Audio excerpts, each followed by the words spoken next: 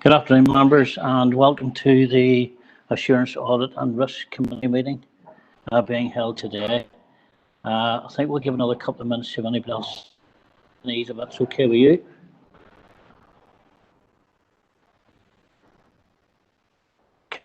Okay, or fine, thank you. hello? Hello, Philip, that's fine.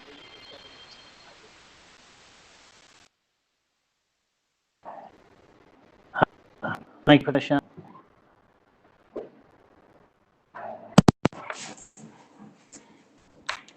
Obviously, my headphones aren't working, so we'll just go on the speaker. Okay, Denise, do you want to read the notice? Some of the meetings out, please. Yeah, thanks, Chair. Good afternoon, members. You're hereby summoned to attend the monthly meeting of the Assurance, Audit and Risk Committee to be held remotely today, Monday, the 7th of December at 4 p.m. And I'll just proceed and take the roll. Councillor Sean Carr. Denise. Thanks, Sean. Councillor Gary Donnelly. Councillor Emmett Doyle. Here. Alderman Darren Guy. Councillor Mary Durkin. Mary said she was running late, Denise, so she might join us later on. Okay, thanks, Martin. Councillor Dan Kelly. Denise. Thanks, Dan. Alderman Keith Kerrigan.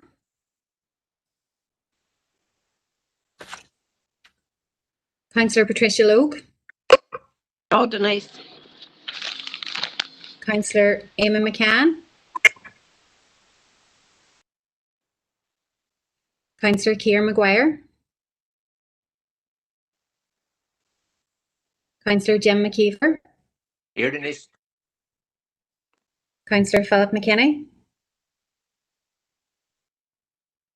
Councillor Martin Riley. Denise. Here, Denise. And we've got apologies from Alderman David Ramsey, the Chair, today. Thanks, Chair.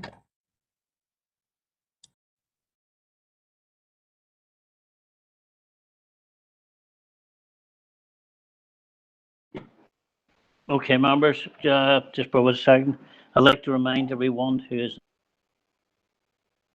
this meeting will be broadcast live on the Council YouTube channel and will be available for viewing by the public and media. The broadcast will also be available for repeated viewing at a later date. This broadcast may be terminated or suspended in accordance with the Council protocol. Members and approved speakers are reminded to only have their mics and cameras on while speaking at the meeting and to use the chat facility to highlight a request to speak.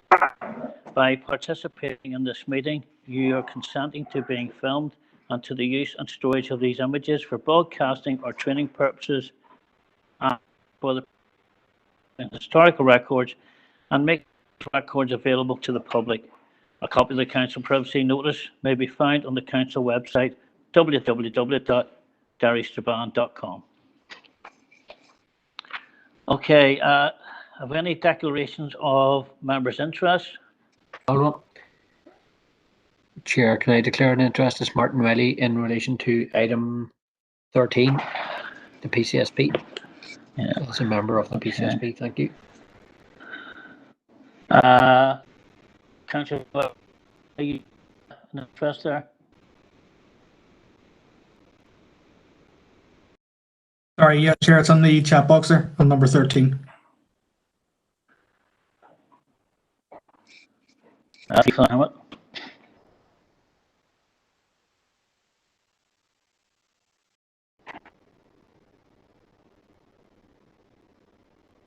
Church business, like to raise? Take that as a no. Okay, move on to next, which is matters arising from the open minutes of the bi-monthly meeting. Sure.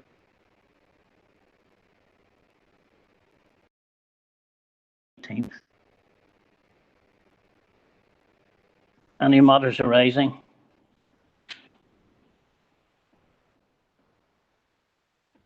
Chair.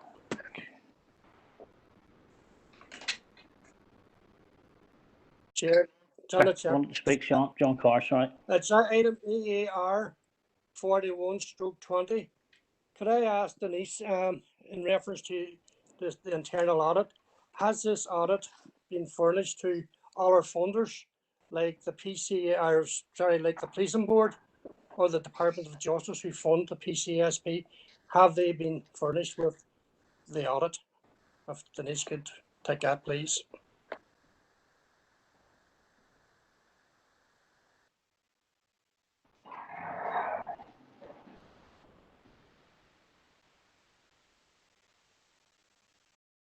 Get that, Denise?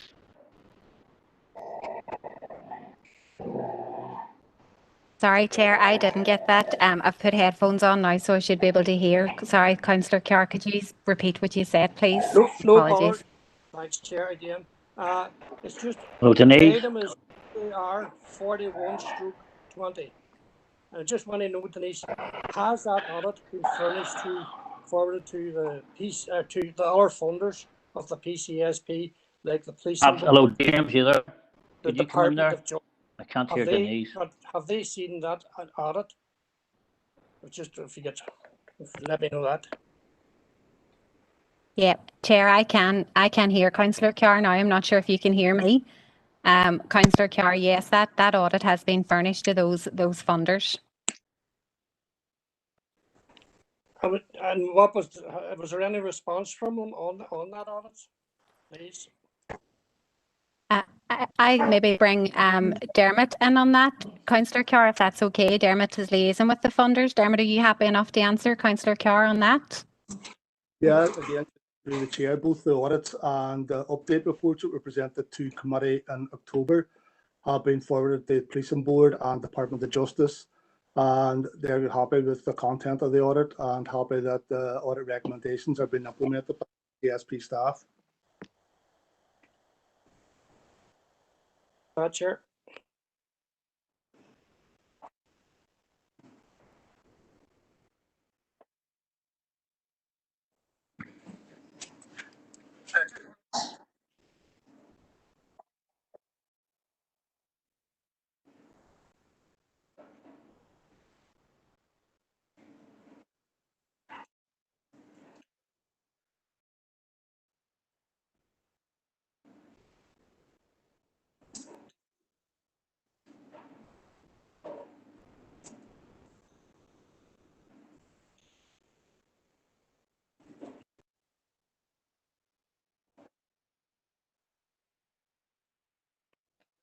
Gone quiet as something happened.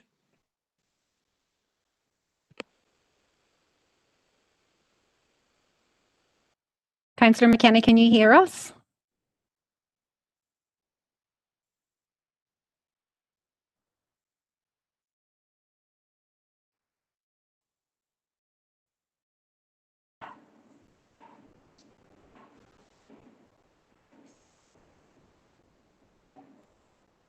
Chair, can you hear us?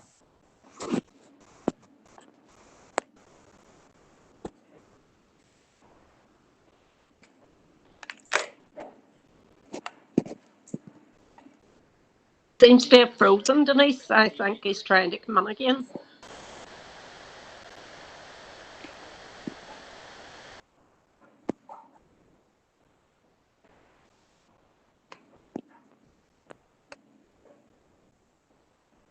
I think we've lost him now.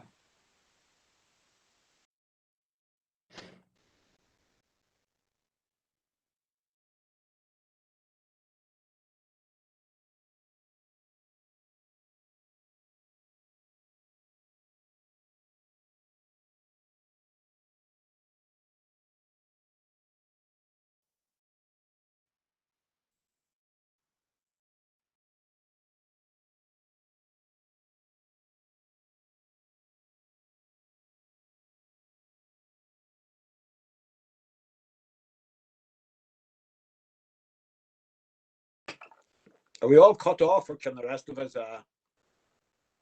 chat while we're waiting? It's only Councillor McKenna. I'll try and get him now and see if I can get him back on. Give me a second.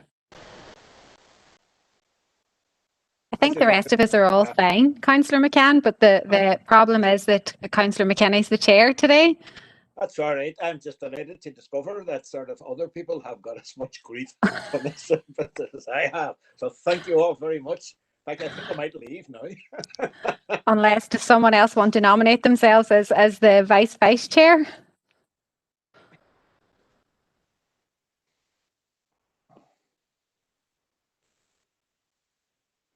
Alderman Gary, are you speaking? We can't hear you. You're on mute. I'm chatting him on the phone here. Is he back on there now? It's just showed that he has come back on there, so hopefully.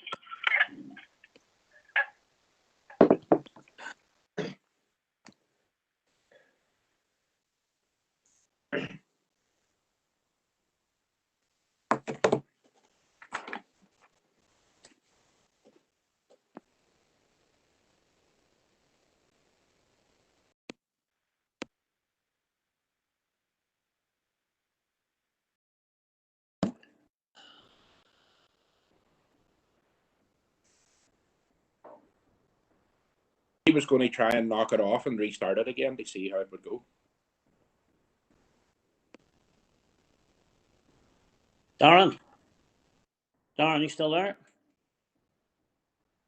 Darren? We can hear you, Councillor McKinney. Can you hear us? We can hear you.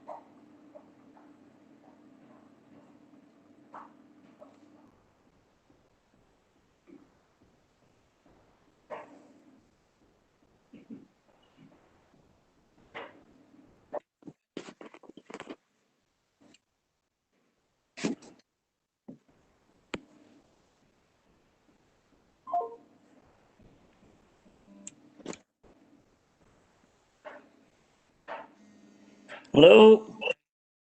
Hello? Who? Paul, I have a big problem here with my IT up here. I'm in a meeting, I can't get through. Yeah, we can hear you in the meeting, okay? You're on mute yourself there. Well, it's coming out muted. So it is here on my actual tablet. Okay. Right, it's just within swear then, isn't it? Right, I don't know if... Can you hear us? No, I can't hear anybody speaking at all. I can't hear. If somebody could speak now, see if we can pick them up. Okay. Philip. Hello, Philip. No, I can't hear anybody. Yeah, I'm not getting anybody. Hello, Philip, can you hear us? No, I can hear you down the phone, but I can't hear my tablet. Okay, you can actually dial in on your phone as well. Right, okay.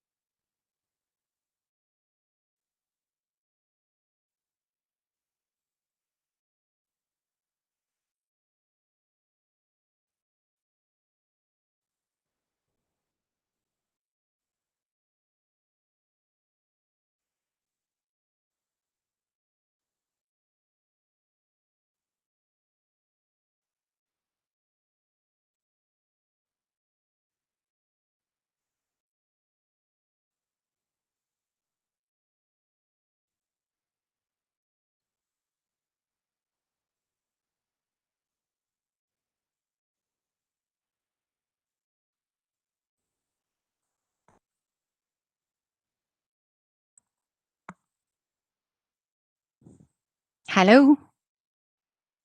Yes, Philip.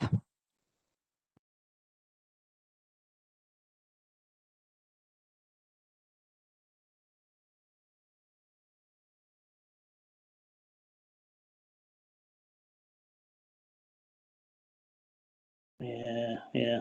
Bear with us a second here. My apologies to everybody if they can hear me. You wouldn't ask Paul to give us a wee. There's nothing happening at all here. It's just frozen. I can see you, but I can't hear you. If you would, please. My apologies again. I know. Okay, right. Okay, thank you. Cheers. Bye.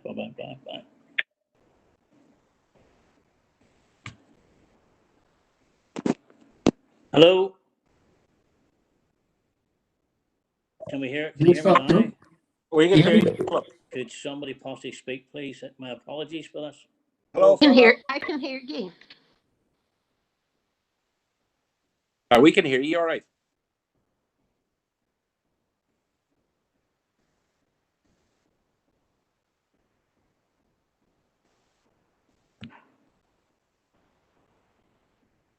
Hello, can people hear me?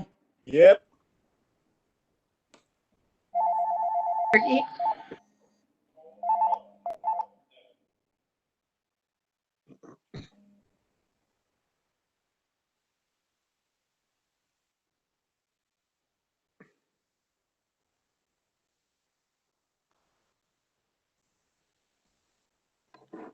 Can't hear any of us.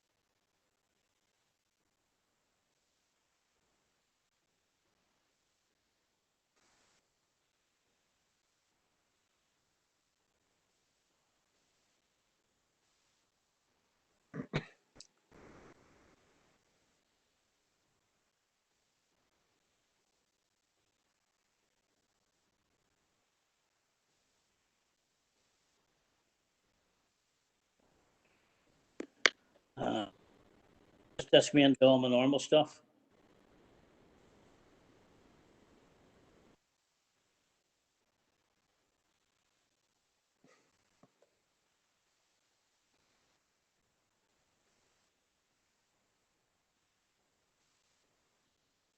Denise, while we're waiting on Philip, can I maybe ask if Darren would be willing to be the vice chair or whatever position we're looking at now, so we can get on with some of the business? No, if it doesn't be Philip, it goes to one of Davy's party members. Who's here in this? Keith, is it?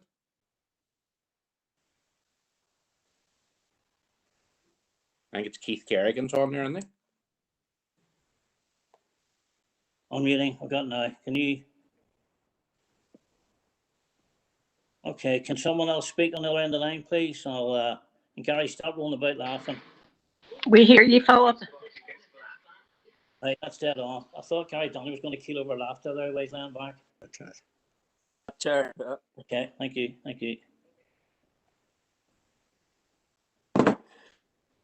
Right, here we go. Sorry, people. Hey. Right, you were there. Got Gary wanting to speak next, and then let's see. Emma Doyle's chair before me. Councillor Doyle. Oh, is it right? Go ahead. Sorry. Welcome back, Chair. Thanks very much. It was on item AAR 4220. So I have a couple of questions. I know that people had raised previously about certain financial transactions, but my questions are about governance. Because I have to say, I wasn't a member of council when this first came through, but it certainly is one of the biggest failures of corporate governance that I have seen in a long time. So I have some queries just about the implementation of the recommendations from the audit report. So one of the sorry, did somebody say something there? No, okay. So just section 4 of the audit document outlines that the PCSP would now adopt the conflict of interest policy adopted by council. So I just wanted to get some information on that. 3 points in particular. 5.2 of our own conflict of interest policy outlines, and I'll just quote from it.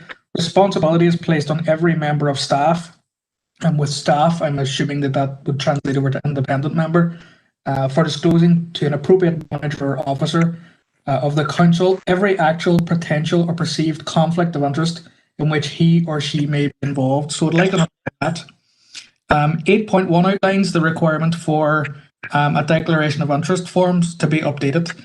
I know the last time that I contacted the PCSP manager, not all independent members of the PCSP had completed these. That's now obviously a policy that they should complete that as part of the recommendations from the audit report. We'd like an update on that. And 7.6 of the Declaration of Interests policy acts as a mechanism for registering political activity. Again, this report seems to have adopted a conflict of interest policy wholesale, so I'm assuming that that also has been done.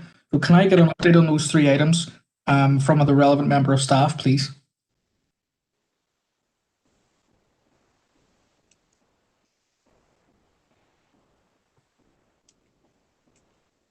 Can I answer that, Chair? Just it's Dermot here, PCSP manager. Just to advise Councillor Doyle that the conflict of interest register for elected members is the same as Council's conflict of interest register. The independent members who were appointed on the 15th of June were all written out as subsequent to their appointment, and again they are full on the conflict of interest, and the declaration of interest form has been updated. And political activity, again, for elected members, that's through council, and the political activity in relation to independent members is through the Northern Ireland Policing Board, who actually appoint the PCSP independent members. Sorry, Chair, if you wouldn't mind, can I just come back and just clarify with Dermot? So have all independent members of the PCSP now filled out a declaration of interests form lodged with yourself, Dermot? The other aspect of it is, in terms of 7.6, the PCSP has adopted the full conflict of interest policy from Derry City and Strabane District Council. Therefore, they're required by us to lodge their interests with relation to political activity to this council. The policing board might have their own governance arrangements, but my reading of the audit report is that given that the recommendations in the report would be that the conflict of interest policy from council would be adopted by the PCSP here in the city and district, then if those recommendations have not been met, then they need to be. So 2 questions. 1, have all independent members filled out a conflict of interest form with you? And if they haven't registered political activity with you, why not? Because I see that as a dereliction of the workings of the audit report.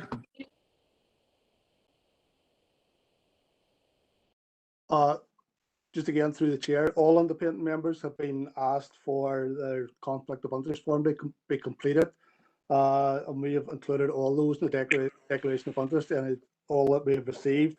And the political activity, again, we can get that from the policing board or right out to members asking that it'll be the same declaration as they submitted to the policing board. You have enough with that? I'm maybe taking some liberties here, but that's not the question that I asked. I asked if all members, independent members of the Policing and Community Safety Partnership have replied, and we now have a full declaration of interests from all independent members of the PCSP. I know we've written out to them and we've asked them, but have we received it, and have you got a record that they are now in place? Just again through the chair, I can check out and get that information back to Councillor Doyle. You have enough of that answer, Councillor Doyle? Frankly, Chair, no, I'm not. This was a recommendation made on an audit report from this council where this policy was put in place. This audit was carried out not yesterday, but a fair amount of time ago. And we should know as a committee And I'm sure, and I'm quite happy to wait if Dermot wants to go and check his records now. But if people have not replied and have not registered their interest as a result of recommendations made in an audit report of this council, recommendations of the audit report have not been implemented, and that's a very serious issue.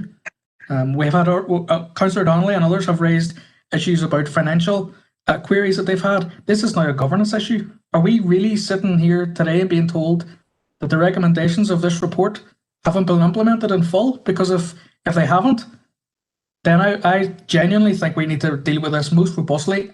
And I'm quite happy if Dermot wants to go away, Chair, with your permission, and check if this has been done, because I'd like to know now, because this can't go on forever. And I know people are really worked up about what's going on with regards to governance, and the report and the audit itself are based on that.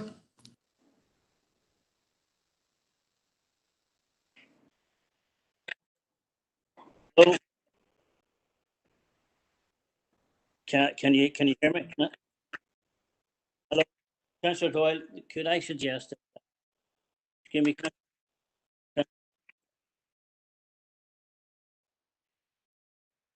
But other people, I'm not. Councillor Doyle, can I suggest? Can I just come in? Councillor Doyle, can I just come in a second here?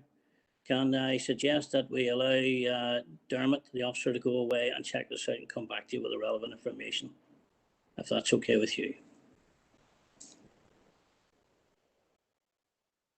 Again, Chair, with whether you mean sort of that they go away. Eamon, go ahead. Sorry, I missed that. Do I understand you to mean that you're inviting the officer to go away and come back now to this meeting? Is that? I mean, that's what I took you to mean first, and then it occurred to me that I ought to check that out. Is that what you mean? Councillor Doyle, you happy enough with that recommendation there? Yes, that it's brought back to this meeting today, Chair. Hello?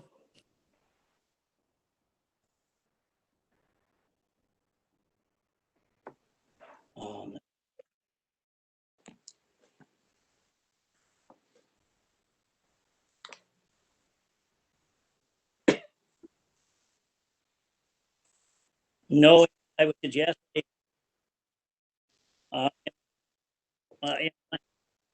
Eamon, thank you for clarification. I would ask.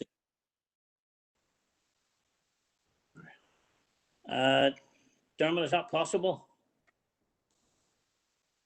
I'll check now and see if we can get that information for the end of the meeting for Councillor Doyle. Thank you.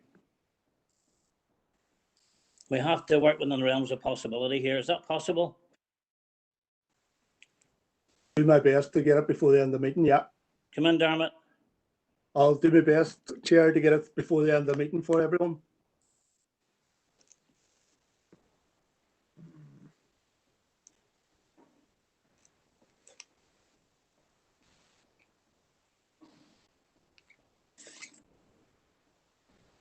Can someone answer that, please, on the...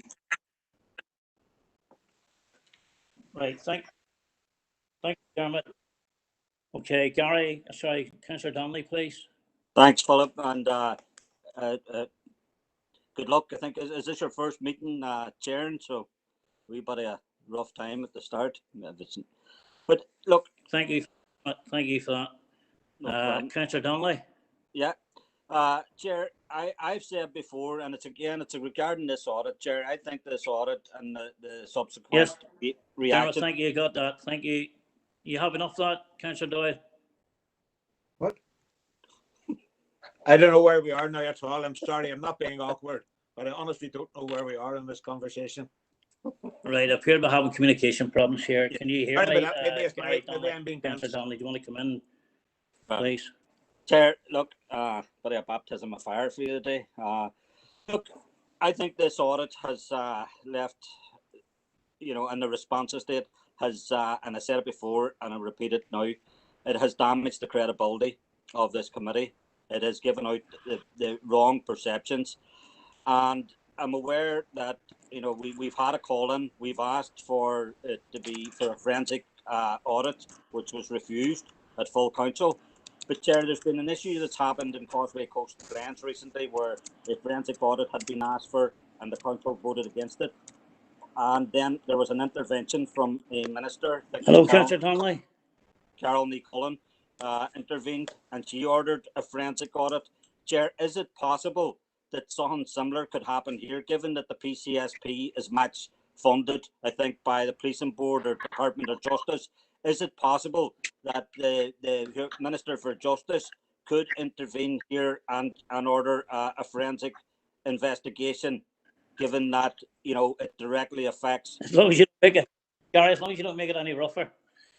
Yeah, no, well, look, is that possible? Could one of the officers, is it possible, given that they're match funding it, could that relevant minister come in and ask for a forensic investigation, given that they're match funding it? Right, Eamon, I'll just explain that Emmett is now being told. I'm now moving.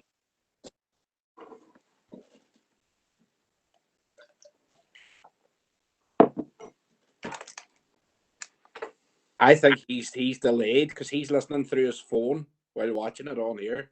I think he's behind us. I'll be right in saying that. Do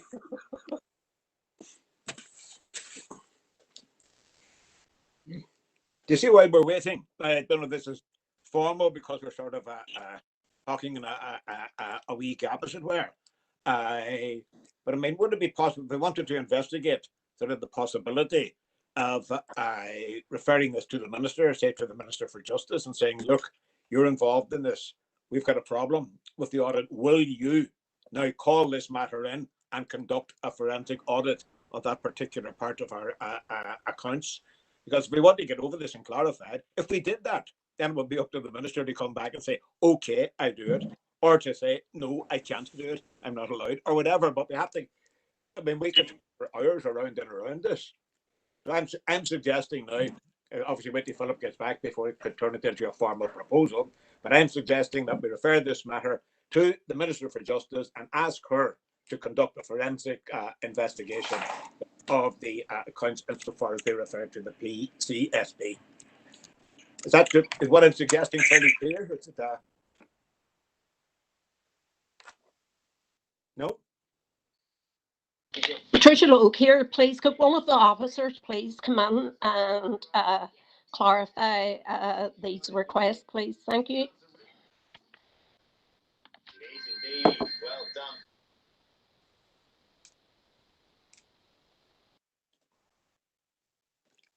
Members, in terms of your request, the Minister of Justice, I suppose any department at any time could come in and do an audit in any of our financial processes or systems or anything like that. If they had any cause for concern, they could come in and do an audit. Maybe I think Karen McFarland, the director's on in terms of the PCSP. Karen may want to come in particular in relation to this one. She probably knows more about it than what I do. Members, Karen, are you happy enough to come in on that? Yes, members, I think we would have to take advice on that in the first instance. Obviously, we've submitted the information that we felt required to the department. If we require to do more than that by the direction of this committee, absolutely content to do that. In the interim, Dermot will aim to find out what the level of return was. Now, whether the staff are available to give him that information before the end of committee, I can't guarantee. If he can, we will. So, I suppose, members, that's where we sit, and we'll take direction from committee. Could I ask, sort of, would it be appropriate now then for us to pass a motion and put the suggestion forward that this is referred to the minister, the Minister for Justice, because it's policing's involved and policing is responsible to the Minister for Justice. Can I suggest that we do that? But we ask the Minister for Justice to call this in and to examine the accounts forensically insofar as they deal with the PCSP. Can I propose that to see how it goes? I'm still not sure if anybody's hearing me. It's just really a bit odd, you know. No, good. Can I just Karen, can you please, Patricia Logue here, Karen, can you please come in and clarify whether this committee has the power to propose that this goes to the minister, given that the item has been called in? and I just need clarity on the legality of what has been asked for. Thank you. And members, in terms of legalities, as you understand, that will fall to legal advice to do. As you know, recommendations of this committee go to full council for ratification, and there is at that time the opportunity for full council to review the decision. As I say and have stated, we have submitted the information we felt due and appropriate to the department. If the department requires us to submit further information as an officer team, we are very content to do that. I suppose in calling for any further examination, it would be for the department to determine its role and whether they feel that it's appropriate as to whether or not they would take forward a forensic audit. But I say members be guided by committee as required.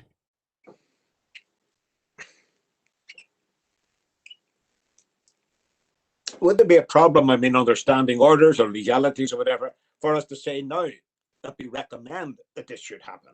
If, and it may well be, probably is, that we don't have the power actually to do this, but we can we recommend that the minister call us in and examine it again independently and forensically insofar as it refers to the PCSP? I mean, as it may be gathered by everyone around here, there is a bit of discontent about this. I'm not prejudging anything. But I'm asking that there is that extra layer of investigation and report about it. Can we recommend that?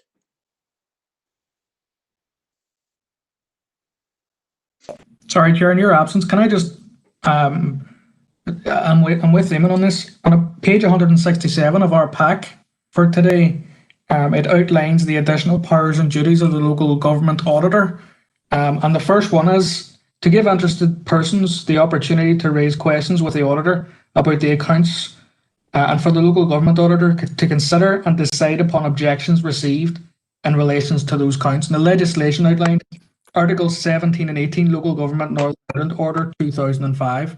So from my reading of it, we do, as a committee, seem to have the right to ask at least the local government auditor as interested persons. Can we get some clarification on that? Again, it's on page 106 members' packs.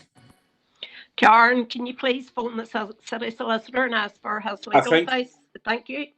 I think Councillor Doyle will have to go through standing orders first to see, wouldn't it be, to see how we proceed with this here? Can I say that I believe there's a precedent for this, and tell me if the precedent is inaccurate or inappropriate, if anybody likes. We did have, as Councillor Donnelly mentioned, a referral of an item from the Causeway Coast and Glens Council, and that was, there was dispute over it. It was finished, or people believed it was finished as far as at council level was concerned, and that was there. It wasn't the same as this, we're not repeating ourselves. It was to do with the sale of a piece of land. And that was called in and forensically audited again. Now, as a matter of principle, if it can be done in Causeway Coast and Glens in relation to one item, it seems to me obvious that it ought to be possible for us to do it here in relation to another item. And maybe there's a difference in understanding orders or something which I haven't seen, but if there is, I'd like to hear what it is. Members, it's Barry here, Barry O'Hagan. Members, look, we'll get the call in to Philip here, as Karen has highlighted and Denise has highlighted, as the officer team on the call don't have the answers. Patricia, Councillor Logue has asked the question. We are not sure if this committee has the power, but that is only something Philip can answer, and we'll have to find that out. And the second query from Councillor Doyle with regard to the Department of Justice, again, whether the council does or doesn't have the power, if we make a query, that will be entirely up to the Minister and the Department of Justice. As Karen has highlighted, they have funded us based on Councillor Donnelly's query, and they've had no concerns to date on the funding. So look, depending on what the legal advice is, and then if that is determined, and that we correspond with the Department of Justice, that will be up to the Department of Justice. Again, Councillor Doyle had another query around the local government order. I don't have the answer to that. Maybe Denise does, or again, that's referred to Philip. But look, we'll try and get Philip if we can get him on the call, and if not, we will come back to members on that. Members, could I just advise as well, at the minute, I don't think Councillor McKinney has been able to get back in, so we are currently without a chair. The standing orders would suggest, obviously, Alderman Ramsey couldn't chair today, and it went to our vice chair. We now don't have a vice chair now as well, so I think it goes to the party with the chair, but we don't have anyone else on from the DUP at the minute, as far as I'm aware. Denise, So Denise, I'm on here. I was having difficulty there. I was cutting out there, but I am here. all right, Keith. Okay, thank you. Well, I think then maybe the chair falls to you, Keith, if you're happy enough. Right, Denise. Well, that's okay. I'll let. What is the next order of business here? For I'm kind of trying to go between a couple of screens. Yeah, I think we maybe just need to close off on that one in terms of the matters arising before we move on. If members are happy enough that we can seek, as Barry has said there, we'll try and seek advice from Philip on the phone, and we can come back on that one in terms of the proposals. If members are happy enough, and we can move on. Chair, to the next point, if you're content with that. That's grand, Denise. That's grand.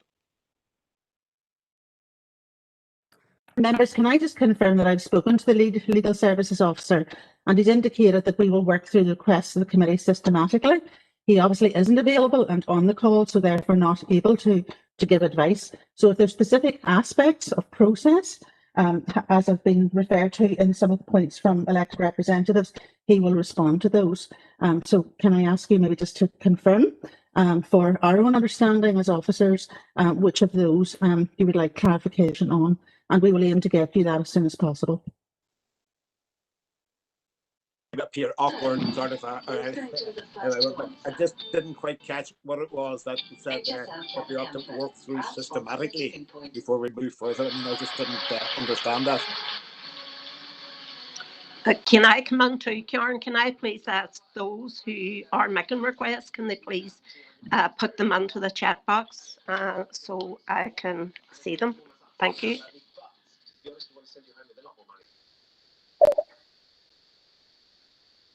I suppose, Councillor McCann, in response, there have been a number of issues raised. We will work through those, I suppose, as systematically as we can. So we don't have access to legal advice, so obviously we can't respond to those. If there are questions that we can, and if Dermot can get the information back before the meeting concludes, we'll endeavour to do that.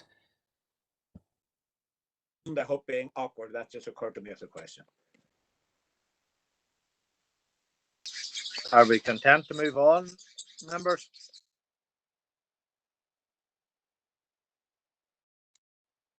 Denise, do you want to take us on to the next point?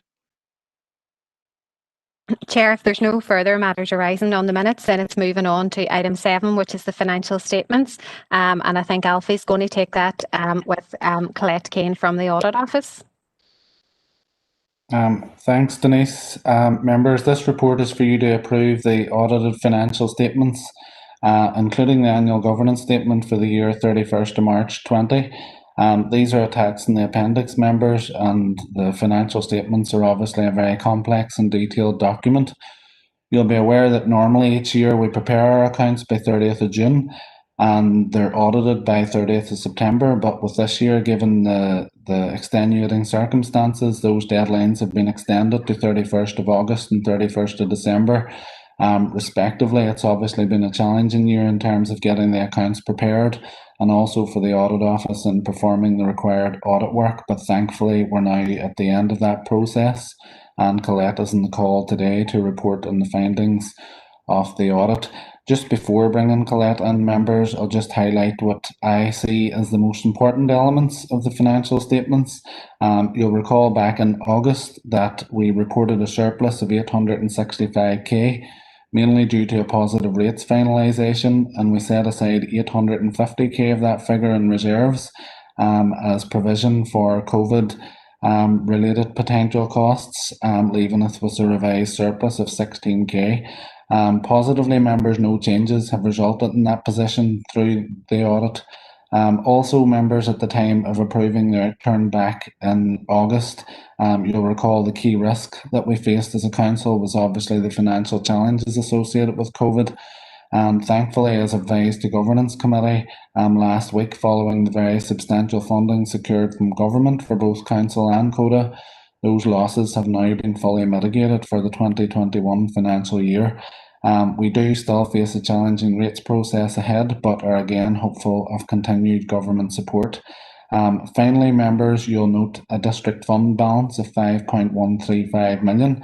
Again, that ties into the year-end outturn report that was brought in back in August and represents 6.33% of our net expenditure for this year, which is within the recommended guidelines.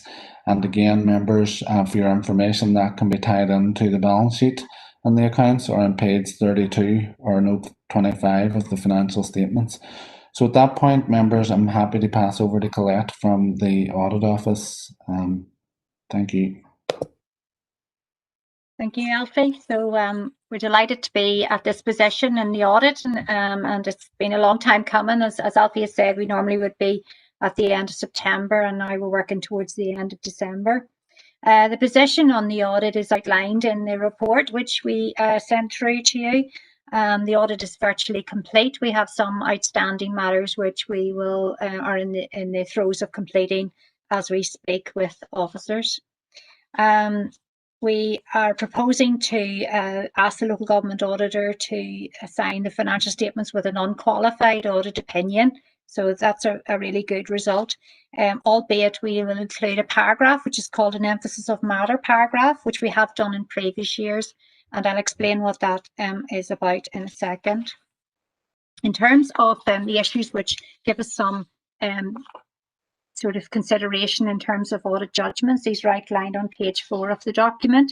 And as primarily we have identified CODA as one of those areas. And then the second point was that when the property and was land and buildings were revalued by the Land and Property Services, they issued that valuation with what was called a material valuation uncertainty. And that was really to recognise the fact that the pandemic was going on and had only just begun at the end of March. So there was a relative uncertainty. We're happy with the disclosure made by Council. And it's as you can see, it's in note 11 of the financial statements if you want to see that disclosure. Part of our work is also to look at proper arrangements, and we have looked at proper arrangements, and we're content that the Council can demonstrate that it has arrangements in place to secure economy, efficiency and effectiveness in its use of resources.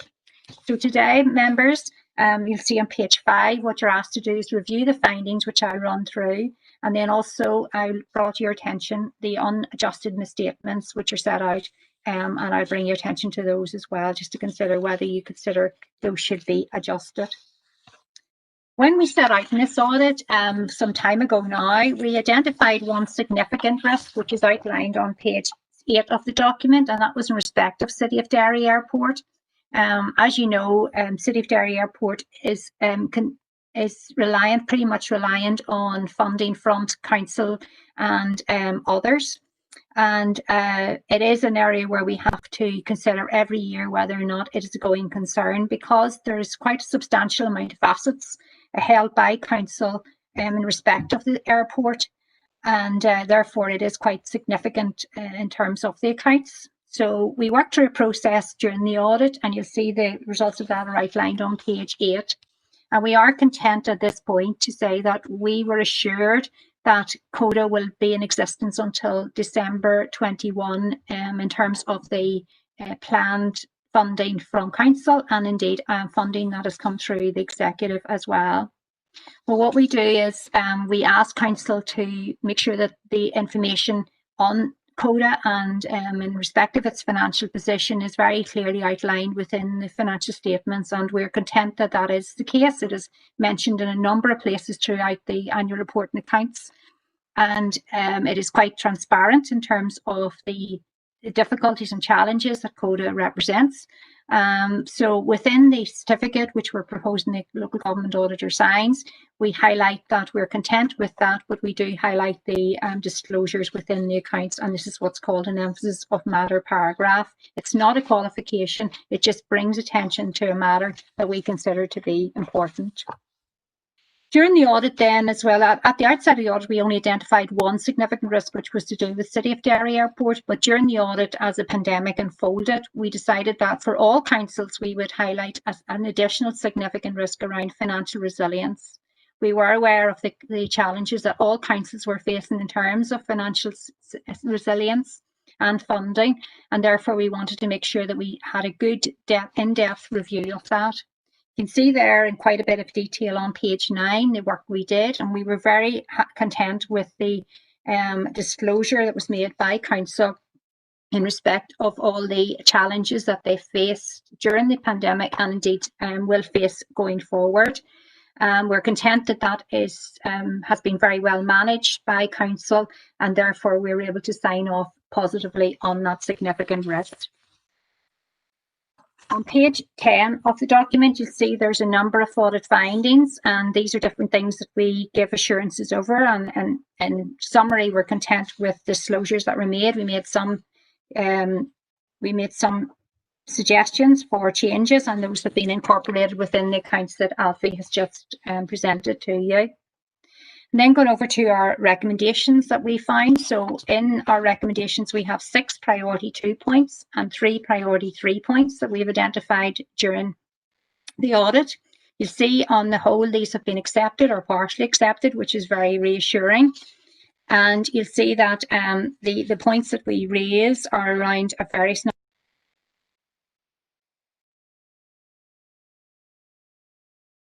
Colette, you're on mute. Sorry.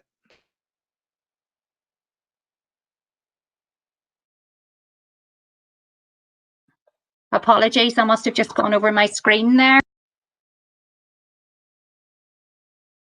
Colette, you're back on mute.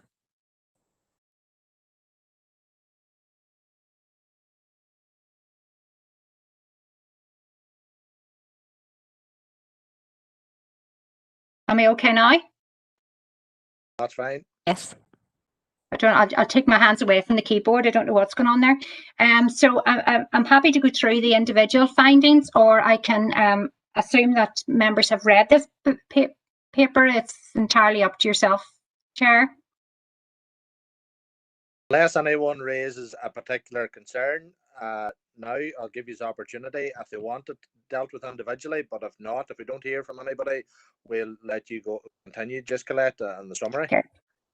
Okay, so so as I said, we have 6 priority 2 points, 3 priority 3 points, and all of these have been accepted or partially accepted. Some of these have are around controls, and you'll see there we've talked about expenditure controls. Some of them are more technical things around accruals and reflections within the accounts themselves. So there's none of them I would be particularly concerned about. As I say, we're very happy that they have been accepted and that council are aiming to implement all of those. So I'll bring you to page 15 of the document, which is the unadjusted misstatements, and this actually refers to one of the recommendations that we have made.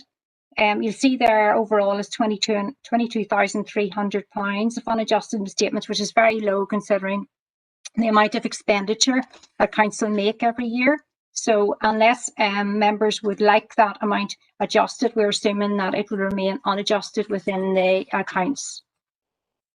The rest of the document then, pages 17 to 21, is the letter of representation, which we have asked the Chief Executive to sign when he signs off the financial statements. And that just gives us a number of reassurances around various things, for example, around provisions and around the valuation of assets. And some specific things in this particular document are around land and property and things that are, for example, sitting as assets held for sale. So those are highlighted within that document. The next few pages will be the proposed certificate, audit certificate, and I'll just bring your attention to page 22. Earlier I talked about the emphasis of matter. About halfway down that page you'll see the wording for the emphasis of matter that we're proposing the local government auditor signs. And then page 25 outlines the prior year recommendations we made, And you'll see that some of them are carried forward into current year recommendations, and some of them have been already implemented as well. So I'm happy to take any questions, Chair. Thank you, Colette, and thank you, Alfie, and all the team that are documentation. Have we any questions for the team members? Yes, please, Chair. I just can't type it at the moment. May I come in, Chair?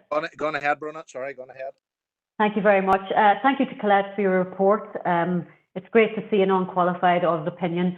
You're absolutely right. It's such an achievement. And to Alfie for his update in relation to the accounts.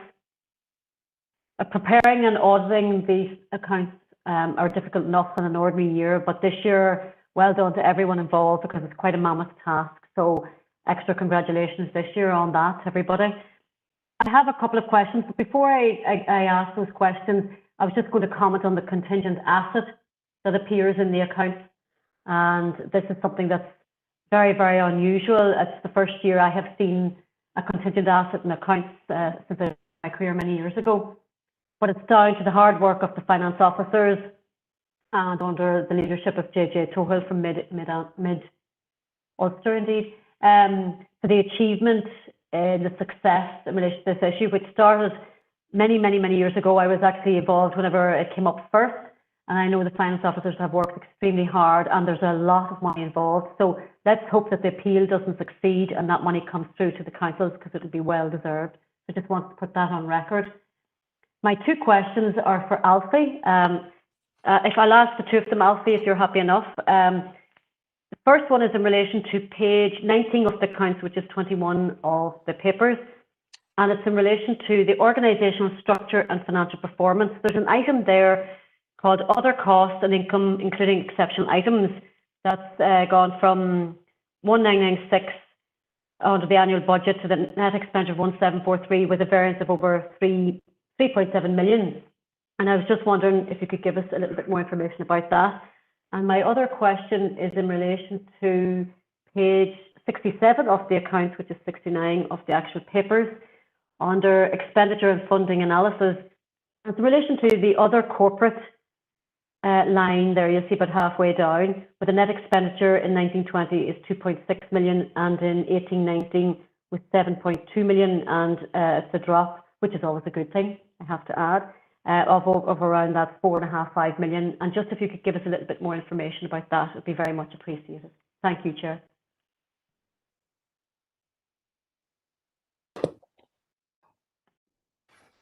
Thank you, Bruna. The other cost line is basically back when we got the governance report approved back, or the accounts outturn approved through Governance and Strategic Planning Committee back in August, we highlighted a range of exceptional costs that were incurred during the year, and we had funded those from savings in the capital budget. Now, I don't have the detail of those costs in front of me, but I know the high level things that they do include. They do include severance costs, they do include provision for COVID, as I discussed. So obviously the big negative there in the budget line is a transfer to a reserve associated with providing as much contingency as we could given the significant financial challenges ahead. We also had significant severance costs in there, which again we had funded from our capital savings, but have given the organisation now significant recurrent savings going forward. So from recollection and without having the report in front of me, those are the key items within it, and I'm happy to come back with a detailed breakdown of that. It was appended to the report that we brought in back in August. In relation to the second question, Bruna, I'm just trying to find the page on the accounts. It's just hard to find the documents so big. So maybe if you could maybe take me through that second question again so I can try and find the line that you're talking about, please. Sure, Alfie. It's note 2, and I think it's page 69 of the 280-page document. Page 67 as typed on as the account. Yeah. And it's just the other corporate. There's just quite a big swing there, and I was just looking to see a little bit more information about that.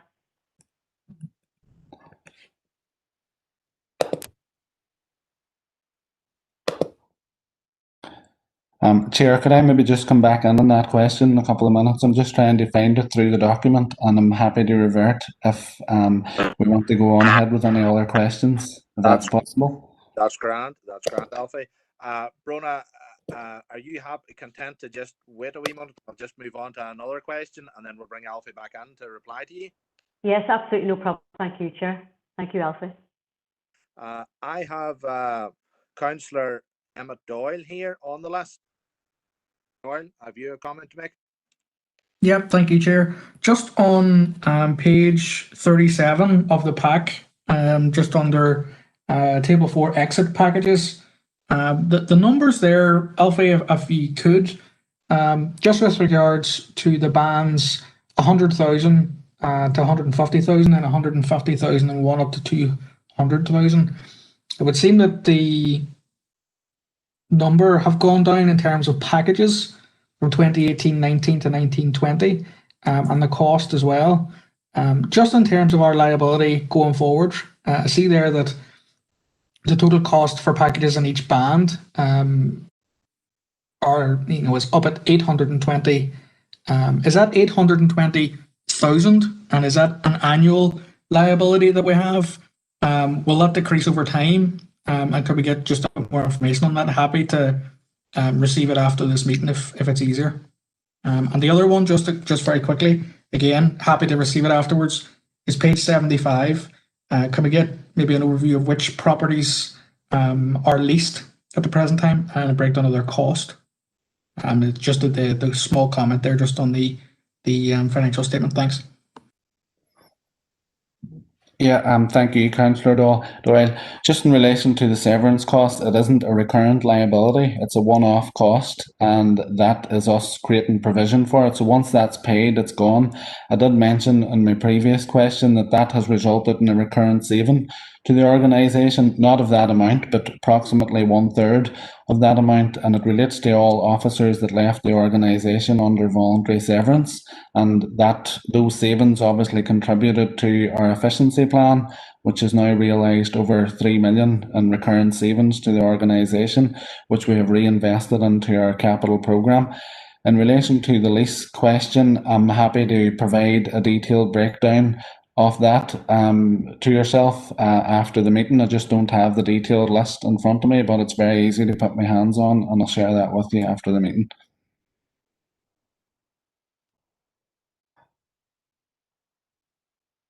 Thank you, Alfie. Thank you, Councillor Doyle. I have a question in here as well. Or Councillor Gallagher, have you a comment to make?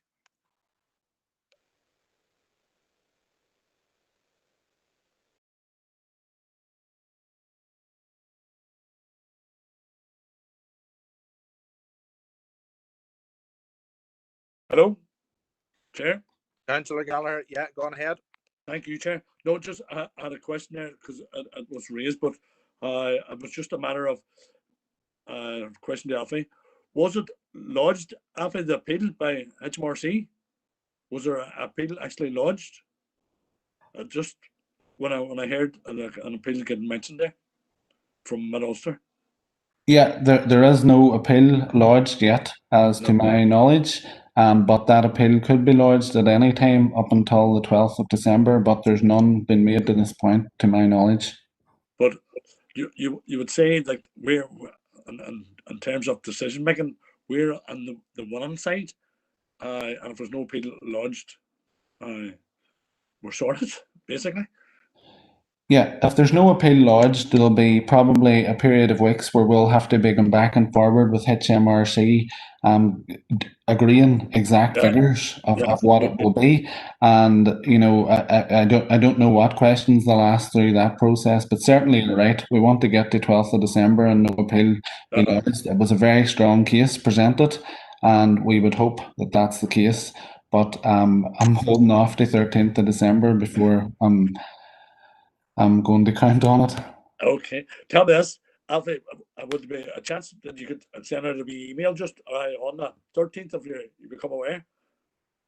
Yeah, very happy to do that, yep. And it'll obviously form part of our rates discussions as well, so I'll provide an update next week. We have our next rates briefing next Monday. So I'll provide a further update on that point because it's obviously a very material item. Thank you.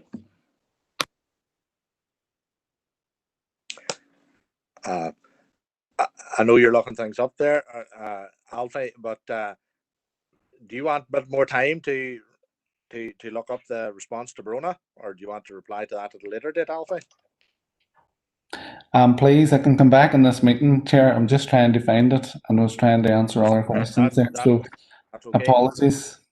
Anybody else, any further questions in relation to statements?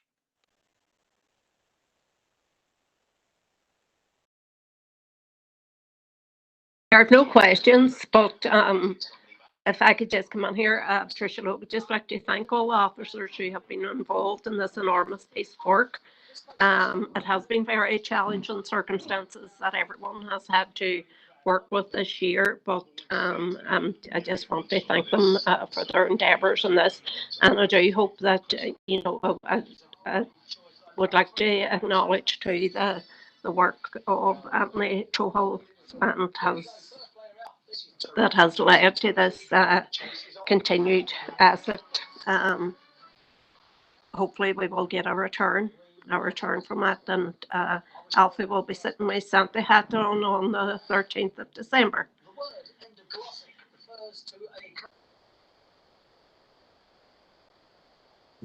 Thank you for your comments, Councillor Logue.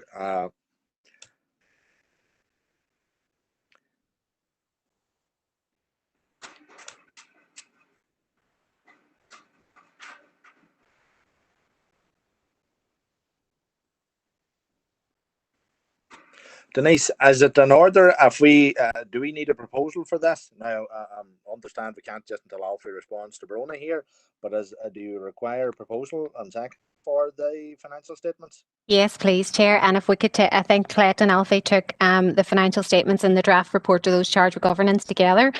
So if we could get a proposal and a seconder for both of those, please. Thank you. Proposed, Chair. By Darren Guy. Have we a seconder? Second those, Chair. Seconded by Patricia Logue. Are we in favour, or do you want to wait until Alfie has a response for Brona? Are we content to propose? Oh, Chair, I'm happy. Go ahead, please. Don't wait on my response. Thank you. That's what. Thank you, Brona. Are we content with the financial statements, brother? And if I don't see any comments or anyone speaking against it, we'll take that as accepted.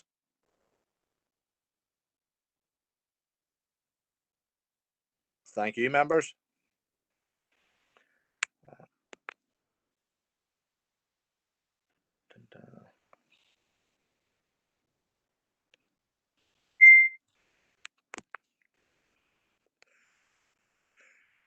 Sorry. Are we on to point 8? Sorry, Denise. I'm just trying to keep an eye here. Yes, Chair, I'm happy to take that. Yeah, Members, the purpose of this report is to advise you of the Local Government Auditor's new Code of Practice, which will be laid before the Assembly, and it's attached there for your information. The Local Government Auditor they review their code every 5 years. We have formed part of this consultation process and we provided our comments back to the Local Government Auditor. We were happy with the code. We had no further comments to make on it, and the report is there for members to endorse it if they're happy enough to do so. Thank you. I'm obviously happy to take any questions, and I imagine that Clet will be as well. Thanks, Chair. And any questions, members? Anything to raise in those? Councillor Doyle, go on ahead. Thank you, Chair. Denise, just on the Local Government Auditor, it's page 167 of the pack, page 33 of the Auditor's documentation. I mentioned it earlier, and I'm not going back to ask for a legal opinion or anything, but in your opinion, just there, under additional powers and duties, objections, does that mean, for example, given our general power of competence, when it refers there to giving interested persons the opportunity to raise questions with a local government auditor, does that mean, for example, if this council had any queries about specifics with regards to its own audit, we could ask those, or is that provision there for example, for us to ask if external groups can also be audited? If you can provide some clarity, that'd be great. And I'm happy if you need to do that in the next couple of days, don't mind. I think, Councillor Doyle, I think Colette's happy enough to come in there on that. Colette, is that okay? Yeah, thank you. Yes, it is a very specific piece of legislation, and it is quite a limited piece of legislation, Councillor. It is specifically around the accounts, so it has to be an item within the accounts that you're asking a question about, and it has to actually be within a particular period of time, which is in your notice, which is on your website. And I actually got my colleague Stephen Knox to look it up whilst you asked that question earlier on. So the period for these accounts is between 17th of November and the 8th of December, which is tomorrow. So it's only within that period of time, and it must be something that's in the recognised within the accounts. There must be something, you know, a piece of expenditure within the accounts, a piece of income within the accounts. From my reading of it, it can be, it has to be a ratepayer, of course, as well. So, and he asked the question as well around, and they have to raise it in writing with the local government auditor, their objection. And then the local government auditor will investigate or consider, she will consider the matter. She may not investigate and take it forward that way. I hope that answers some of it. As I say, it is very legalistic, but it sort of hopefully will answer your question. That's very helpful, Colette. Thank you.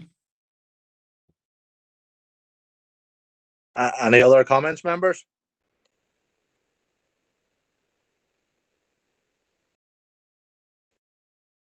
Require a proposer and seconder then for this, Denise?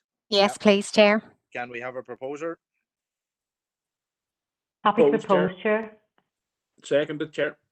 Councillor Doyle was that, and was that Councillor? No, sorry. Who proposed it again? Sorry, I just missed Me, it. Darren. It's me, Chair. Sorry, Darren. Proposed by Councillor Guy or Alderman Guy. Have a seconder there? I did hear someone second.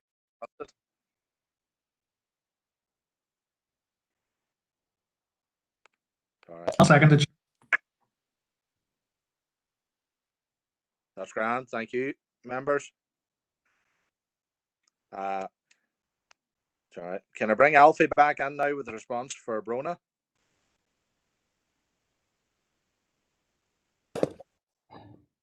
Thanks, Chair.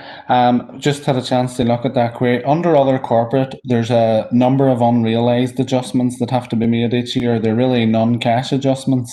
And the key figure that's the difference between this year and last year is the pension liability. As you're aware, we get our pension liability valued by Nulgosk at the 31st of March every year. It's not an adjustment that we need to fund straight away, but the employer's contribution percentage is adjusted to recoup. So obviously the adjustment last year was much more significant than this year, and the cost has reduced accordingly. So that's the key difference between last year and this year, but it doesn't have an impact on our bottom line position. It's a non-realised adjustment at this point in time, which we have to make through accounting standards. Thank you, Chair. Thank you, Alfie, for that. That's very informative. I just wanted to refer back, if I may, just quickly in relation to the exceptional costs that you talked about earlier, Alfie, and you mentioned that they'd come through in August. I just suppose from my perspective, I hadn't seen those sitting on the other committees, so sometimes that happens, but thank you for that.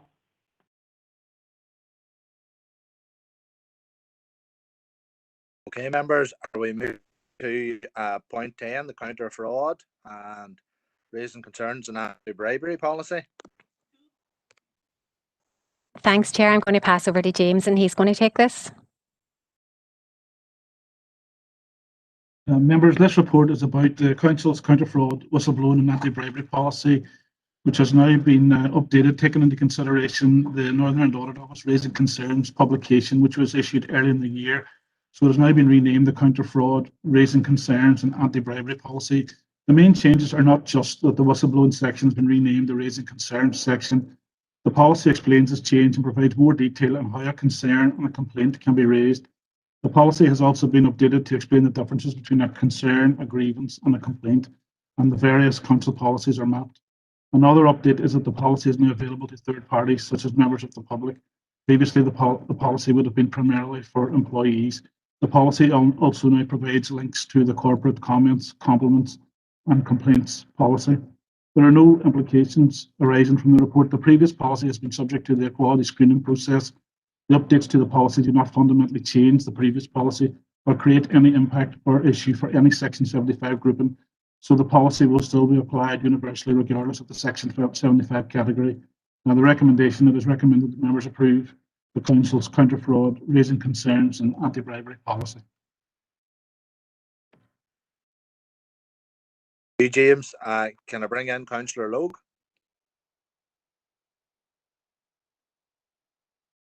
Thank you, Chair. And I would just like to welcome this updated policy. The officers have been very quick to act on this recommendation, and it is good that it has gone out to third parties, members of the public. So maybe if we could do a wee bit of media in that too as well. It might get lost now before Christmas, but if it could even be up on the council website that this is an option for people to use if they have any concerns at all, and it's good that it has been expanded in its explanatory notes. So I would like to propose that we accept this this policy. Thank you. I second that, and if I may comment, okay. Yeah, go on ahead, Councillor McCann. I say that I'm just checking my own understanding. All right, is it right then, sort of that members of the public can convey concerns, and that these concerns will be handled in the same way as would similar concern expressed by councillors. Am I right about that? Yes, that's correct, Councillor McCann. Thank you very much indeed. Thank you. Proposed and seconded there by Councillor Logue and Councillor McCann. Are we all in favour? If there's anyone with any other comments, Councillor Doyle, you have a comment to make? 1 second, Chair. Just need to get this page up again. Apologies.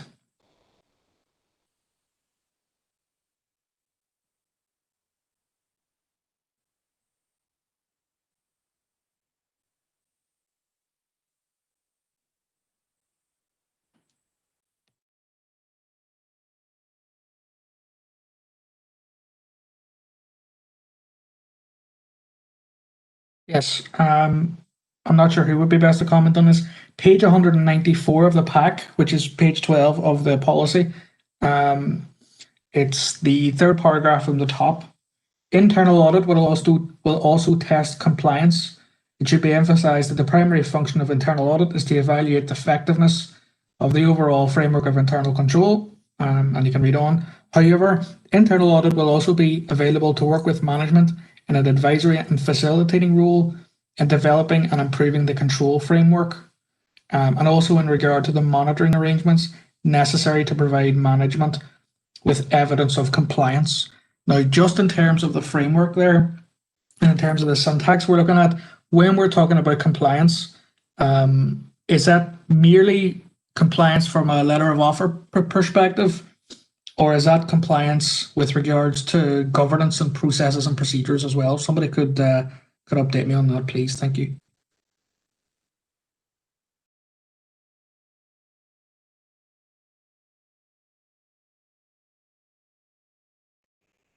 James, is that something you can respond to?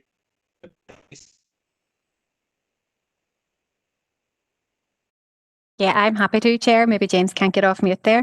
In terms of your query, Councillor Doyle, internal audit will review all internal systems and processes and controls in place within the organisation, whether that is in compliance with the letter of offer or governance issues, anything like that. So an internal audit will do in terms of any audit report, they will do a control framework and a test program where they will do a risk-based audit, and they can test any of the internal systems and controls. Not sure if that answers your question, or if James wants to come in any more detail on that.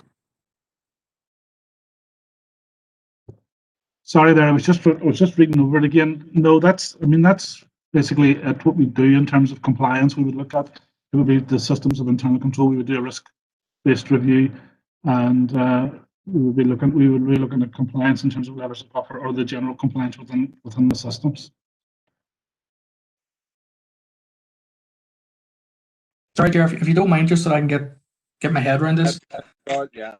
So in terms then, Denise or James, if, for example, a procedure that was non-financial in nature was not being followed within council or within someone, for example, that we funded, are you then in a position under this new policy to do the audit on that basis, or is it only financial controls and processes that you're referring to?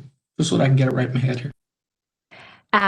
Councillor Doyle, internal audit is concerned with all systems and processes. It's not only financial. The external auditor will obviously look at our financial systems, but internal audit is responsible for all the internal systems and processes. That's different from this policy. This policy is obviously raising concerns, counter fraud, and how we deal with that.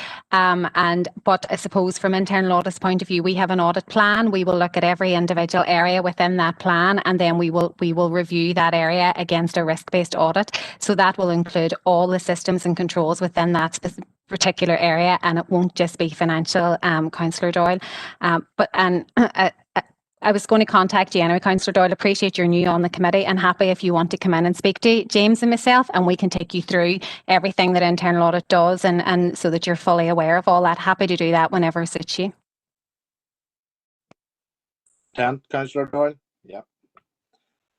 Right, we have a proposal by Councillor Logue, seconded by Councillor McCann. Are members content to accept? I don't hear or see anything else, so we'll deem that as accepted, members. And the next point is the policy for purchase of supplies and services and panel of contractors. Denise? Yeah, thanks, Chair.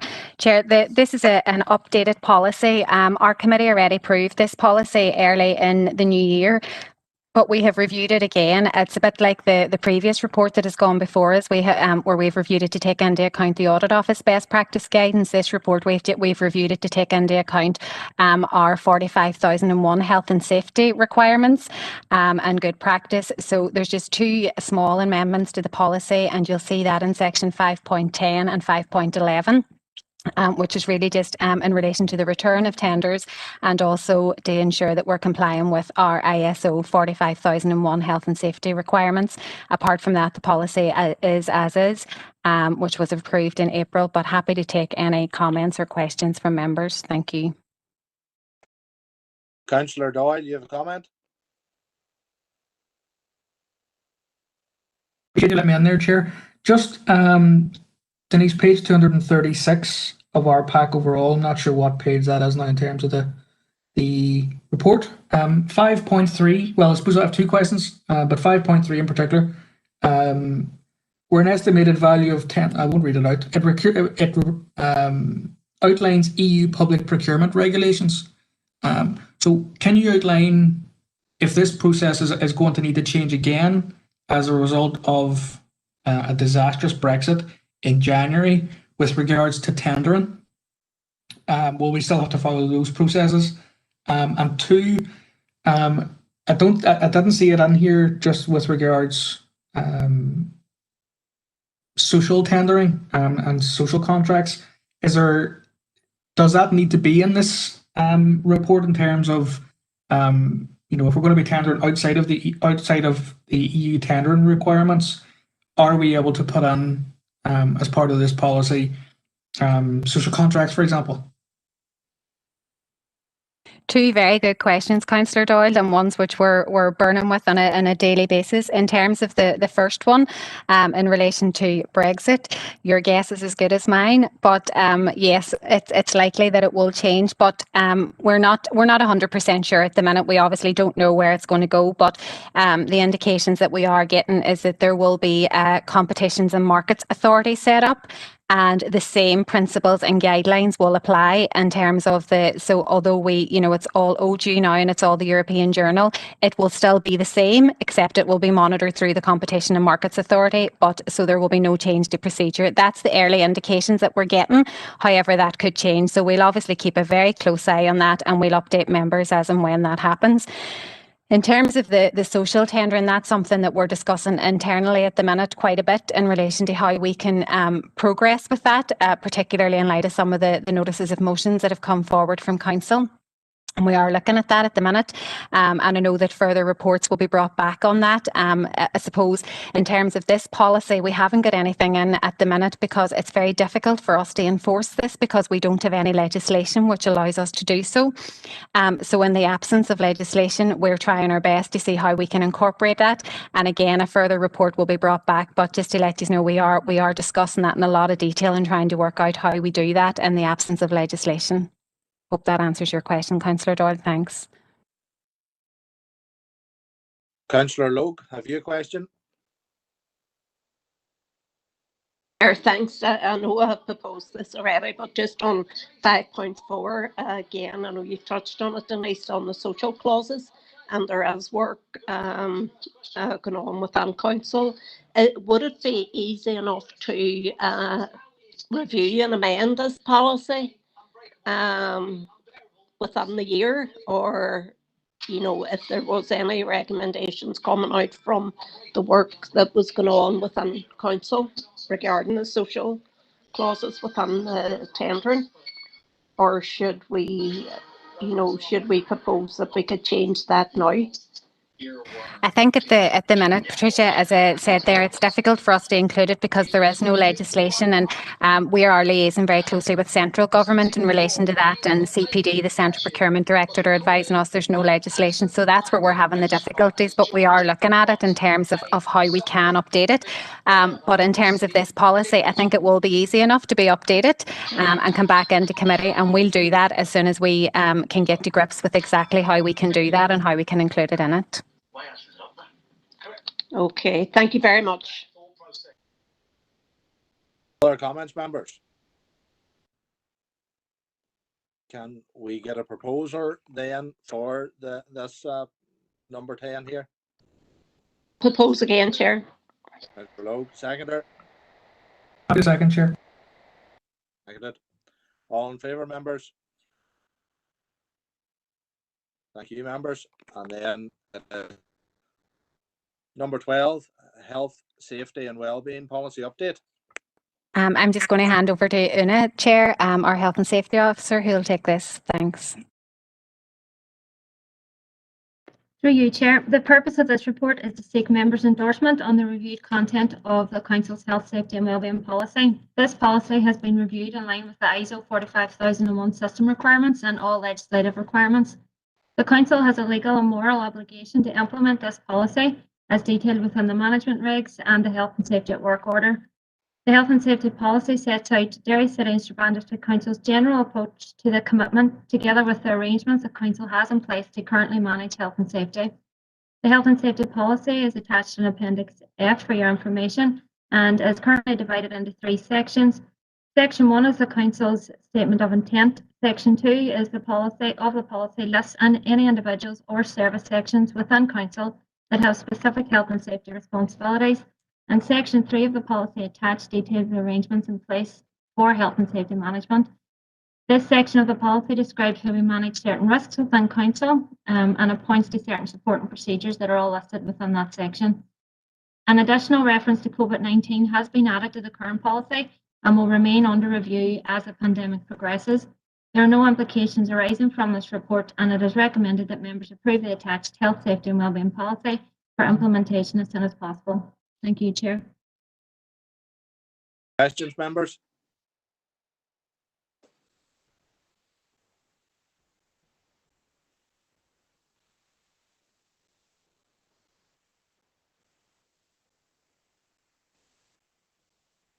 Councillor Doyle. Yeah. Thank you, Chair. Appreciate the information from the officers. Maybe I'm missing it, and I could well be. But I've read this a few times over the last couple of days, and I know it's called the Health, Safety and Wellbeing Policy Statement, but there seems to be a lot less well-being and a lot more health and safety. And I'm very keen that that we tease this out. So maybe somebody could give me a bit of information. I know that this is obviously from a corporate policy, and that's fine. But with regards to our staff, for example, this supersedes the health, safety and wellbeing policy previously. With regards to well-being, I know what I think of whenever I think of well-being in relation to staff, and it doesn't seem there doesn't need to be a lot of detail about how we support that and how we look after the well-being of council staff. Is there another document that should be appended to this in some way that we're missing, or is this the primary document that we and staff, management, and directors go to when we look at well-being for our staff? Because I would like to see a lot more in the way of outlining our commitments vis-a-vis governance and well-being when it comes to our staff, rather than just the legislative requirements we have under the policy. So I'd like some information about that, please, Chair.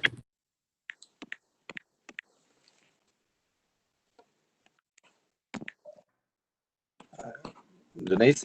Yeah, I'm happy to come in here and I can come in the back of it. Councillor Doyle, in terms of this policy, obviously this is a statutory requirement that we have to have this policy in place, and it's reviewed and it's updated annually. And that's what we do. It's signed by the Mayor and the Chief Executive every year. But in terms of wellbeing, you're right, obviously the wellbeing of our staff is a huge importance to us. We do have a Be Well program, a Be Well committee that is set up, and there's a Be Well program that's set up for the staff with numerous wellbeing activities. So there's been a huge emphasis in that over the last number of years. What we do have is a quarterly corporate health and safety committee, which is chaired by the Chief Executive, attended by the directors, some of the senior team and the unions. And in that we give an update in terms of Be Well and how that's working out and what we're doing and what's happening. Those reports then come into the following audit committee. So for example, our next quarterly meeting is now in the middle of December. Those reports then will come into the next audit committee, and then the audit committee members will be made aware of everything that has been taking place in relation to Be Well and also what is planned for the near future. So there has been a huge emphasis in that. Obviously, we can't go into that level of detail in a corporate policy in terms of health and safety, but the well-being of our staff is a key priority for us. Una may want to come in there in further detail in that.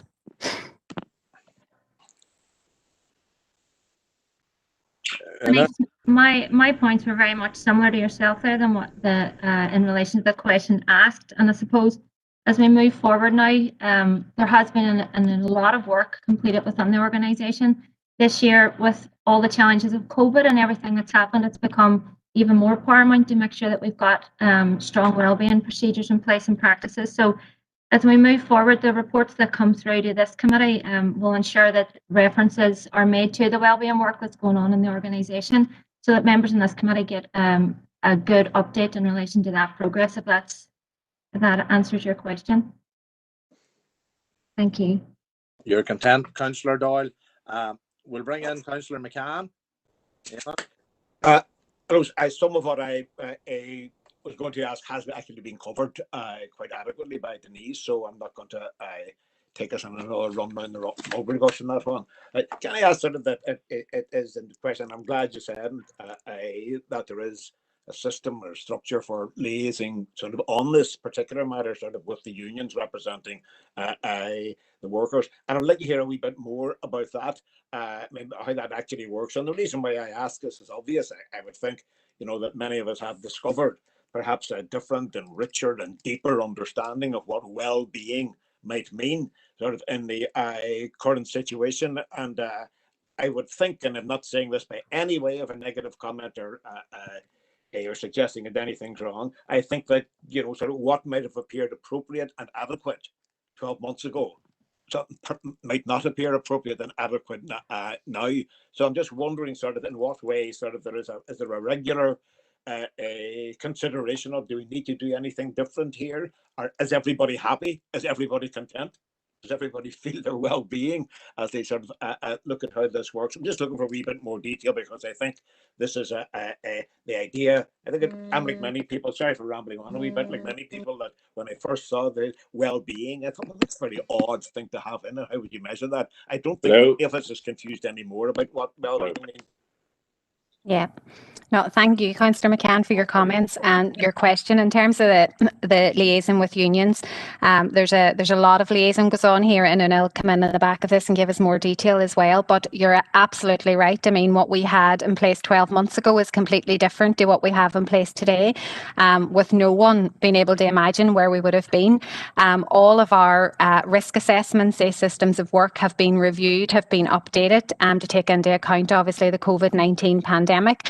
And also the well-being of staff. So, you know, we have, and I think a report was brought into our previous audit committee in relation to all the work that had been done in COVID, you know, in council buildings, as well as our out centres, our leisure centres. So there has been a huge amount of work that has been a key priority for us over the last 9-10 months, has been reviewing and updating those risk assessments, doing toolbox talks with our staff so that they're 100% sure of what they need to do. They feel safe in their work. They feel happy in their work, and they're content to come to their work, but more importantly, that as an organisation that we're supporting them, as an employer that we're supporting them. As the pandemic has progressed, as things have changed, we have continuously reviewed and updated those risk assessments, so they are by no means static documents. Una works on a continuous basis doing toolbox talks with all the staff, and that includes with the unions to make sure that the staff are happy as well. So there has been a huge amount of work over the last number of months.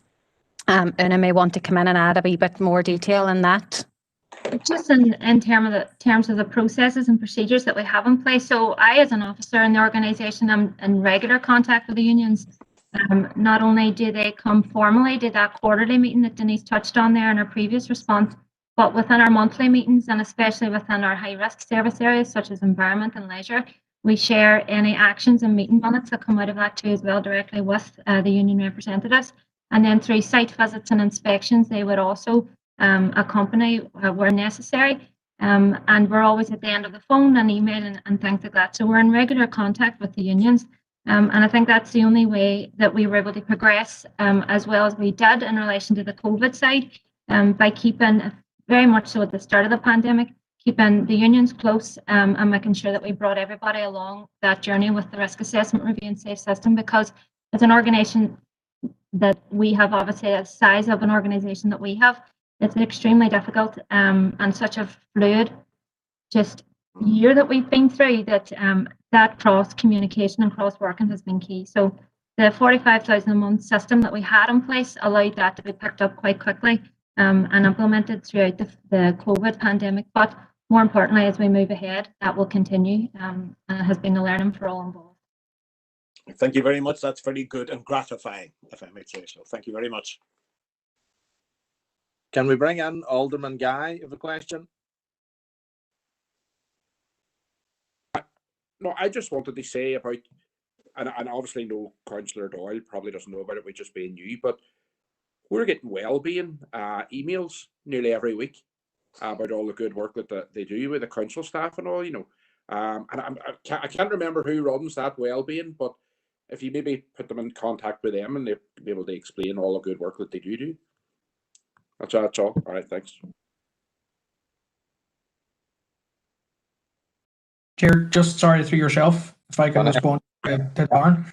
Darren, I do get those emails, thanks. It was just from a policy point of view, just from the name of it. I wanted just to see where that fell on, but I appreciate you letting me know, thanks. Any other questions, members? In which case, I'm for a proposer and a seconder for this proposed by Councillor Doyle. Yes. Seconded Councillor McCann. All in favour, members? No dissent. We'll deem that accepted and passed. Open transformation, members, is at number 13, policy, policing and community safety partnership audit reports. Has anyone want or Yes. If I may, I pop in there, sort of. Yeah. This is a matter which, of course, came up about 20, whatever it was, 40 minutes ago. Sort of, and the question of whether it would be advisable or appropriate to ask the Minister for Justice to conduct a forensic examination, sort of accounts in relation to this whole area. So, if it's appropriate, what I would like to do is to propose that we do, in fact, contact right to the Minister for Justice and ask them to do just that. Chair, and I was happy to second that at the start. Thanks. All right, Councillor Carr, thank you. Denise, does that proposal fall within our remit?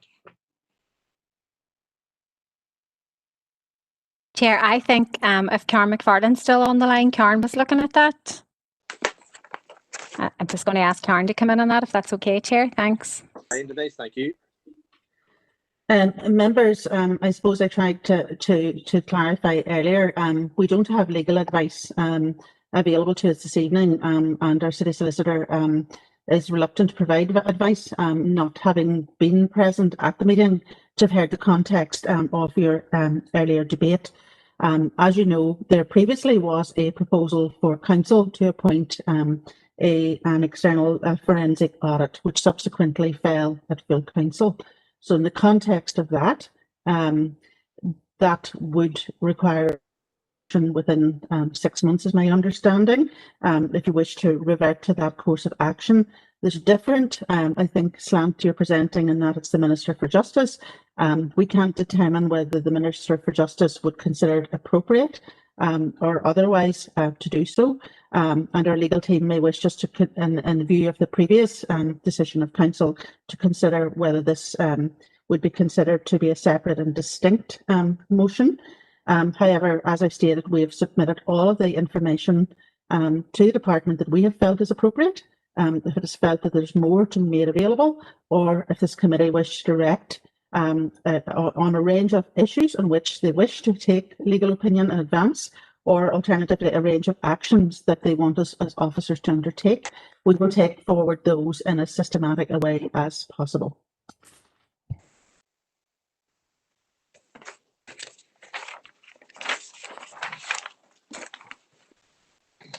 Right, we'll come back to that if you're content. One little moment here.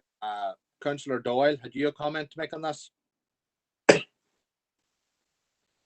Councillor Donnelly, had you a comment to make on this? Chair, look, I listened to what Karen said there about the councils. This is completely different. When we were asking council to do it, a lot of the arguments coming forward was about the finance and how much it would cost. What Councillor McCann is asking here is that the relevant minister intervenes and asks for an audit of the PCSP. I think it is separate and succinct, and I don't think the fact that we don't have legal advice here at the minute is enough to stop this. I think that the proposal should go forward, and if there's an issue with it, we work through the process, and if there's an issue with it, then it can be, at full council, it can be decided whether it's legitimate or not. Thank you.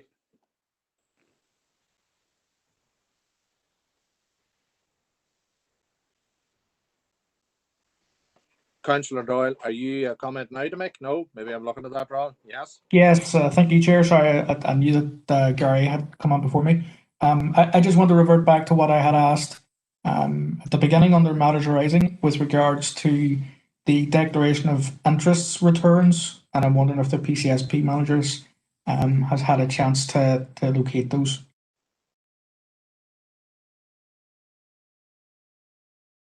Again, through the chair, just put my name in the chat box just to confirm with Councillor Doyle that all 9 independent members have returned their declarations of interest, and I'll get the political declarations before the end of this week from Policing Board and email them to Councillor Doyle. Dermot, are you content, Councillor Doyle?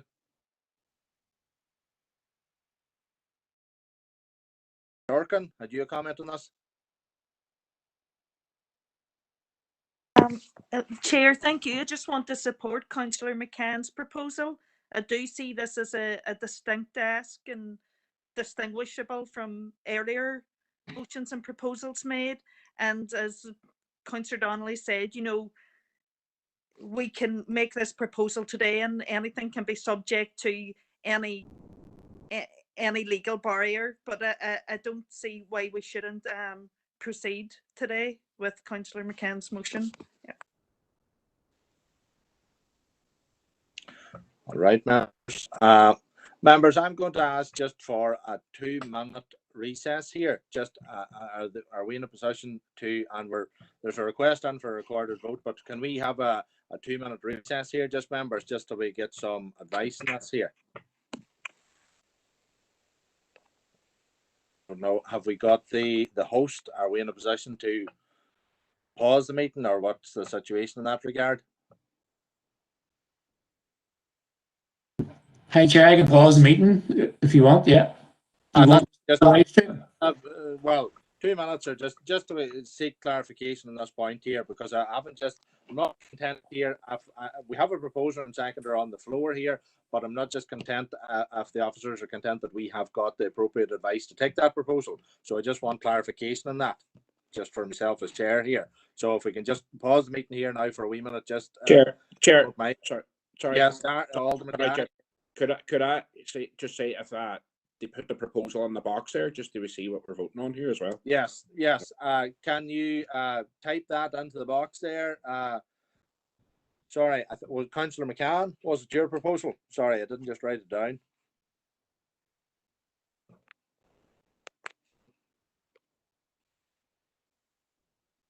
Yes, indeed, it was my proposal. I'll type it in now. Yeah. You type it in, Councillor McCann, and while you're doing that, we'll just take some clarification, some advice. Thank you, Councillor McCann. Okay.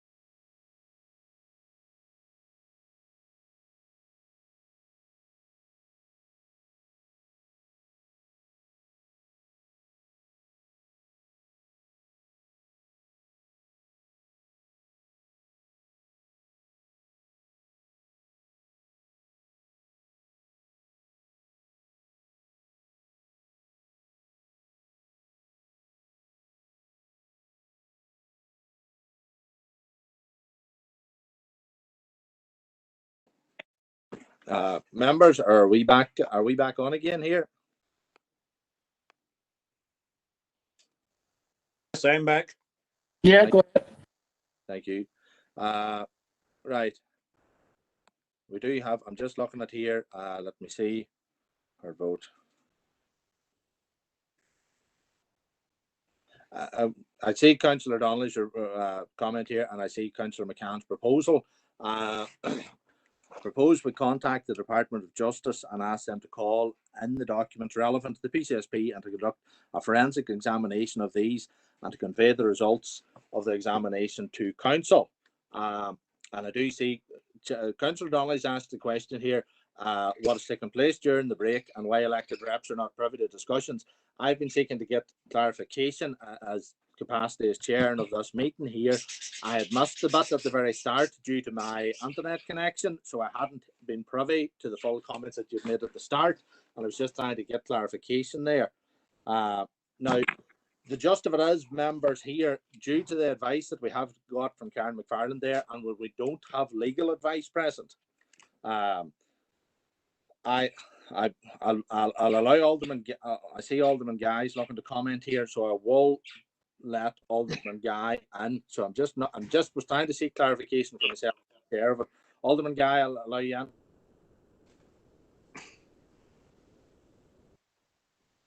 Thank you, Chair, for letting me in. Listen, I'm not saying this is not because I was trying. To be honest, I was trying to look to see what the old motion was. Can I suggest that even Councillor McCann takes this here motion to Council, so that Philip's there to give us a bit of advice?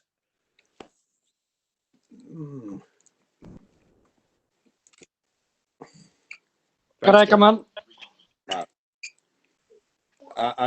Councillor Carr, if you just wait 1 minute, I do have Councillor Oak before you.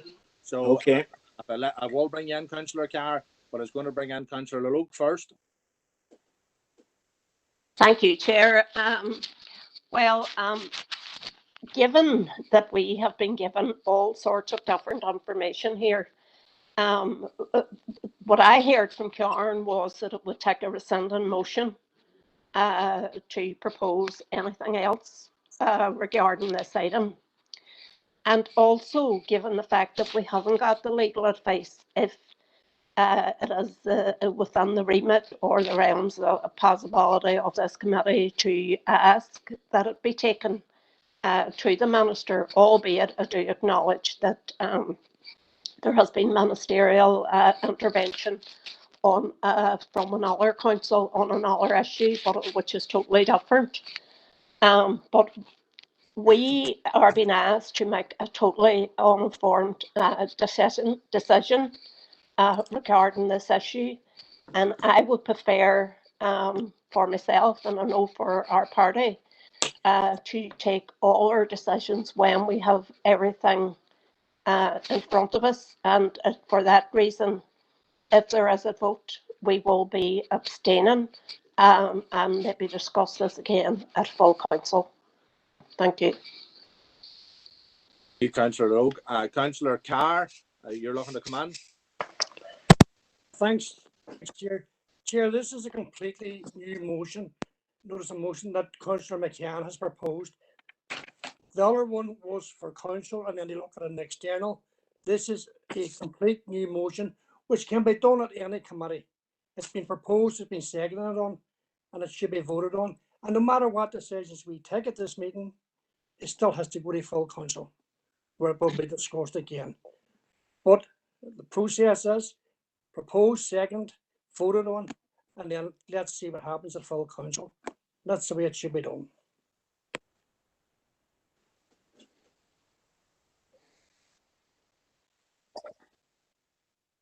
Councillor Durkin. Chair, just to add, I said earlier, this is a distinct and distinguishable motion. It's a different ask.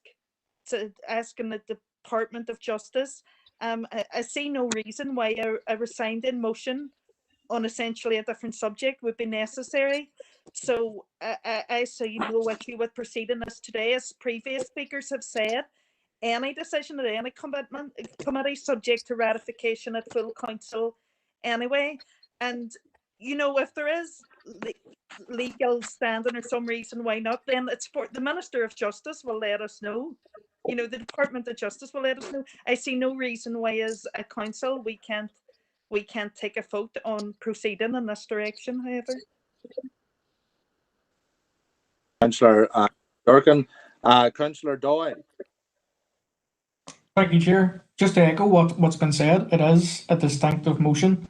And under the standing orders of this council, there's no reason why this motion shouldn't be taken to vote. The Department of Justice is the sponsoring department of PCSPs. So there's absolutely no ambiguity whatsoever as to why we should not be able to take a vote on this. And if people want to abstain, that's fine. But the motion has been proposed and seconded. And if people want to give legal advice, they can give that prior to the minutes going to council. But certainly I'd be calling for a vote immediately. Right, Councillor Royal, that's fine. Councillor Donnelly has asked for an officer to come in. Karen McFarland, if she'll just come in to clarify the position. But just before Karen comes in, can I call upon Councillor Riley to make a few comments? Yeah, thanks, Chair. No, it's just to reiterate, at the start of the meeting when we were taking declarations of interest, I declared an interest in this item. As in keeping with the previous time this item arrived on the agenda with a vote when the call-in was passed. The call-in was passed on the grounds that people who are on the PCSP should not vote on this matter.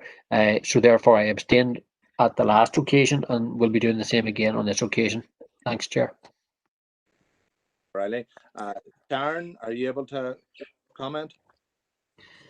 Chair, obviously it's not a legally binding view, but my understanding of the relevant standing order would be that a rescinding motion cannot be heard within 6 months, which is either a motion or an amendment which will deliver the same effect as a motion previously agreed by council. So the question here is the interpretation as to whether or not this would be an amendment to deliver the same effect, i.e. a forensic audit. You may wish to consider that and take, I suppose, legal advice if necessary through full council. And Chair, my understanding of the matter is that this committee can make a recommendation, but that will be subject to the directive of full council. Thank you, Karen. And to be fair, members, I see your arguments for and against, but I am not content in my capacity as chair and here to allow the proposal today. It will be brought up again at full council, and it can be put forward then when we do have legal advice to hear the full discussion on it. And as Karen has stated, it will ultimately result in the same outcome. Although you're saying that the motion is different, it is resulting in the same outcome as what was previously attempted. So on that basis, members, with respect, I am not going to allow the proposal to go forward at this stage. So in my capacity as chair, I do apologise to members, but I'm going to have to leave it at that, members, and it will come up at full council, which is the Point of order, Chair. 10 days away, and I'm content for it to go on with that, Chair. I object to this. I object. Yeah. Point of order, Chair. I will allow you anyway, Councillor Doyle. Anyway, but I accept what you're saying, Councillor McCann. You can object, but this is my view that I'm taking on it in my capacity. Can I ask you a question about it? I'm allowing Councillor Doyle the chair of the floor here at the minute. Thank you, Councillor. Well, I'd like to know understanding orders, Chair, given that you're stepping in on behalf of another member who is the chair. Under what standing order you feel that you can tell this committee what motions it can and cannot bring forward? Let's be very clear. From what Karen has said, my understanding of it is that if we want to pass this motion, we can, but it will be subject to legal advice that we'll get before council, which would be the exact same process anyway. So I would have to genuinely question your ability as chair to block this motion. and that's effectively what's being done here. It's a motion that has been proposed and seconded, and if you can show me in standing orders where it gives you the authority to determine what is admissible and what isn't, then I'll happily rescind my objection. But for now, this motion is within standing orders from my reading of it, and it should be put to a vote. I accept what you're saying, Councillor Doyle, but I have called it. I'm afraid I have called it as chair of the meeting at present, and therefore you will have the opportunity in 10 days' time on the 17th to bring it forward there. So I'm afraid, members, and I do accept there's objections to it, but my understanding and my reading of it here, without legal advice, if we had legal advice there and the legal team were content, I would be more than content. But I'm going to stick at that, members. Well, if I might say so, Chair, I mean, I'm sorry for dragging this on, if I might say so. Go on. A more expansive definition of the procedural rights of a chair than I have ever heard before. And what I mainly take from what you said is that you have no legal advice telling you that you cannot take this motion if there's no legal advice at all. So isn't the obvious common sense thing to be to take this forward, and if there's a legal objection afterwards, well, we'll deal with it. But there's no legal objection being made to this motion. So on what basis can you make the ruling which you have purported to make? Councillor McCann, I accept what you're saying, but I am going to stick to my guns, unfortunately, for you at this stage. So it can be brought up at full council, and it will be brought up at full council. This is quite improper, and this procedurally improper. Well, we will let to see. We don't have any legal advice, and I would be content with legal advice, Councillor McCann. So if there is the implication of that is that we should take legal advice before voting sort of on any motion at all. Well, there's no legal advice telling you to do this. I'm sorry, I don't want to be combative, but we do have legal you're just making this up as you go along. At the meeting. Well, that's your opinion, Councillor McCann, and you're entitled to have it. However, that would, in my mind, that open for information number 13 is completed, and we will leave it to the full council members if we're content. Therefore, that is the conclusion. Point of order, Chair. I'm not content. That well, no, Chair. Point of order, Chair. Councillor Doyle, I will allow you to come in with a point of order. Yeah, just under standing order 16.2, provision J, that the question now be put. This is within standing orders. They're there in black and white. A proposer and a seconder have been found. Now, under 16.2 J, I am proposing that the question now be put. Standing orders. It does not in any way, shape, or form say that we have to have legal advice in order to propose second and vote on a motion. I've shut the issue down, Councillor. If I'm right, I'm wrong. That'll be brought forward in future. At the present, I've shut the issue down. So this isn't a complicated matter. It's not a complicated matter. Councillor Chair, what? The chair to decide whether that can go to the floor or not. Chair, what is the point of people going and getting mandates and coming on here and representing their constituents if you're going to make it up as you go along? This is absolutely disgraceful. Any credibility that this committee had, it's just gone down the pan. That's your opinion, Councillor Donnelly, and you're entitled to it. Karen McFarland, do you wish to come in? No? Sorry, members, I think that the chair's entitlement to rule in business sits under Standing Order 25. I don't have the full orders in front of me, but for my working knowledge of procedure, the chair is within his remit to consider which business he accepts at that point. It is absolutely untrue that there's anything in standing orders which would permit a chair to refuse to accept a procedural motion such as that just proposed by Councillor Doyle. Nothing at all. If you think that there is some unique provision in the standing orders of this committee or this council, tell us what it is. Legal advice, therefore, at this stage, members, with no further.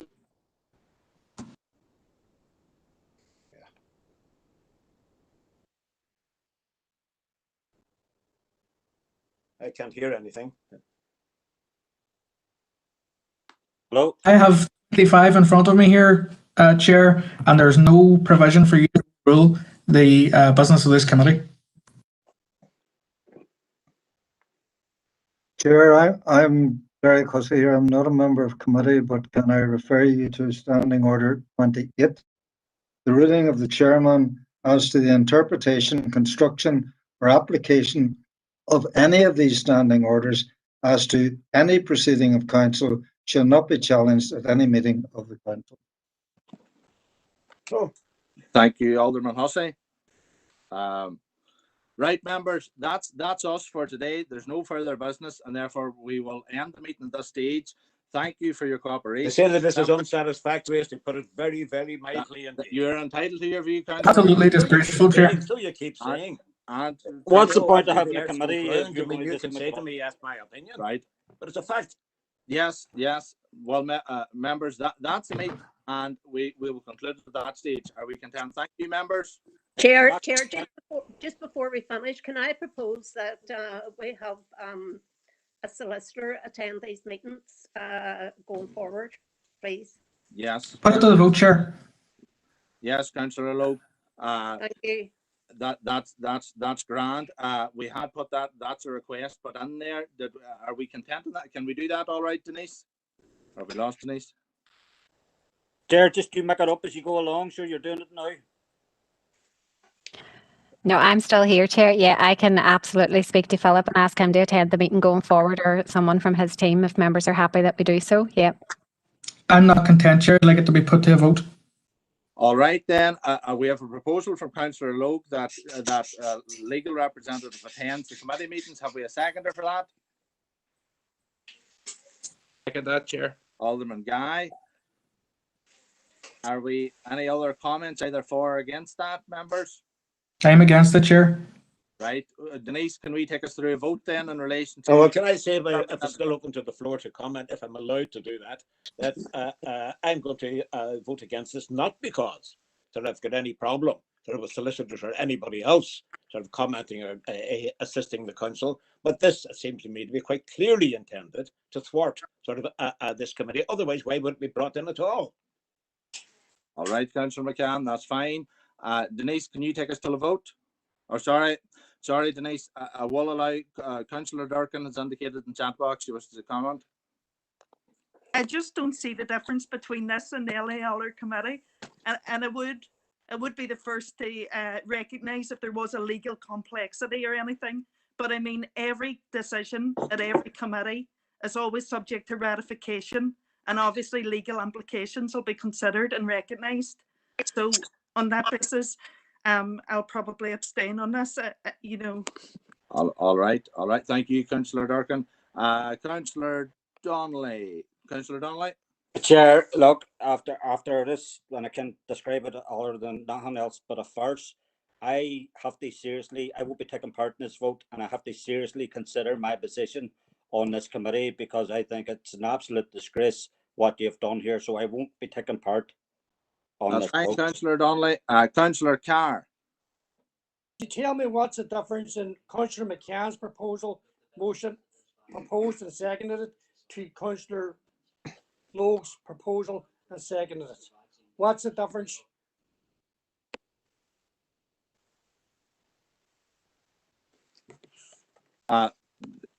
Councillor Carr, the proposal there for Councillor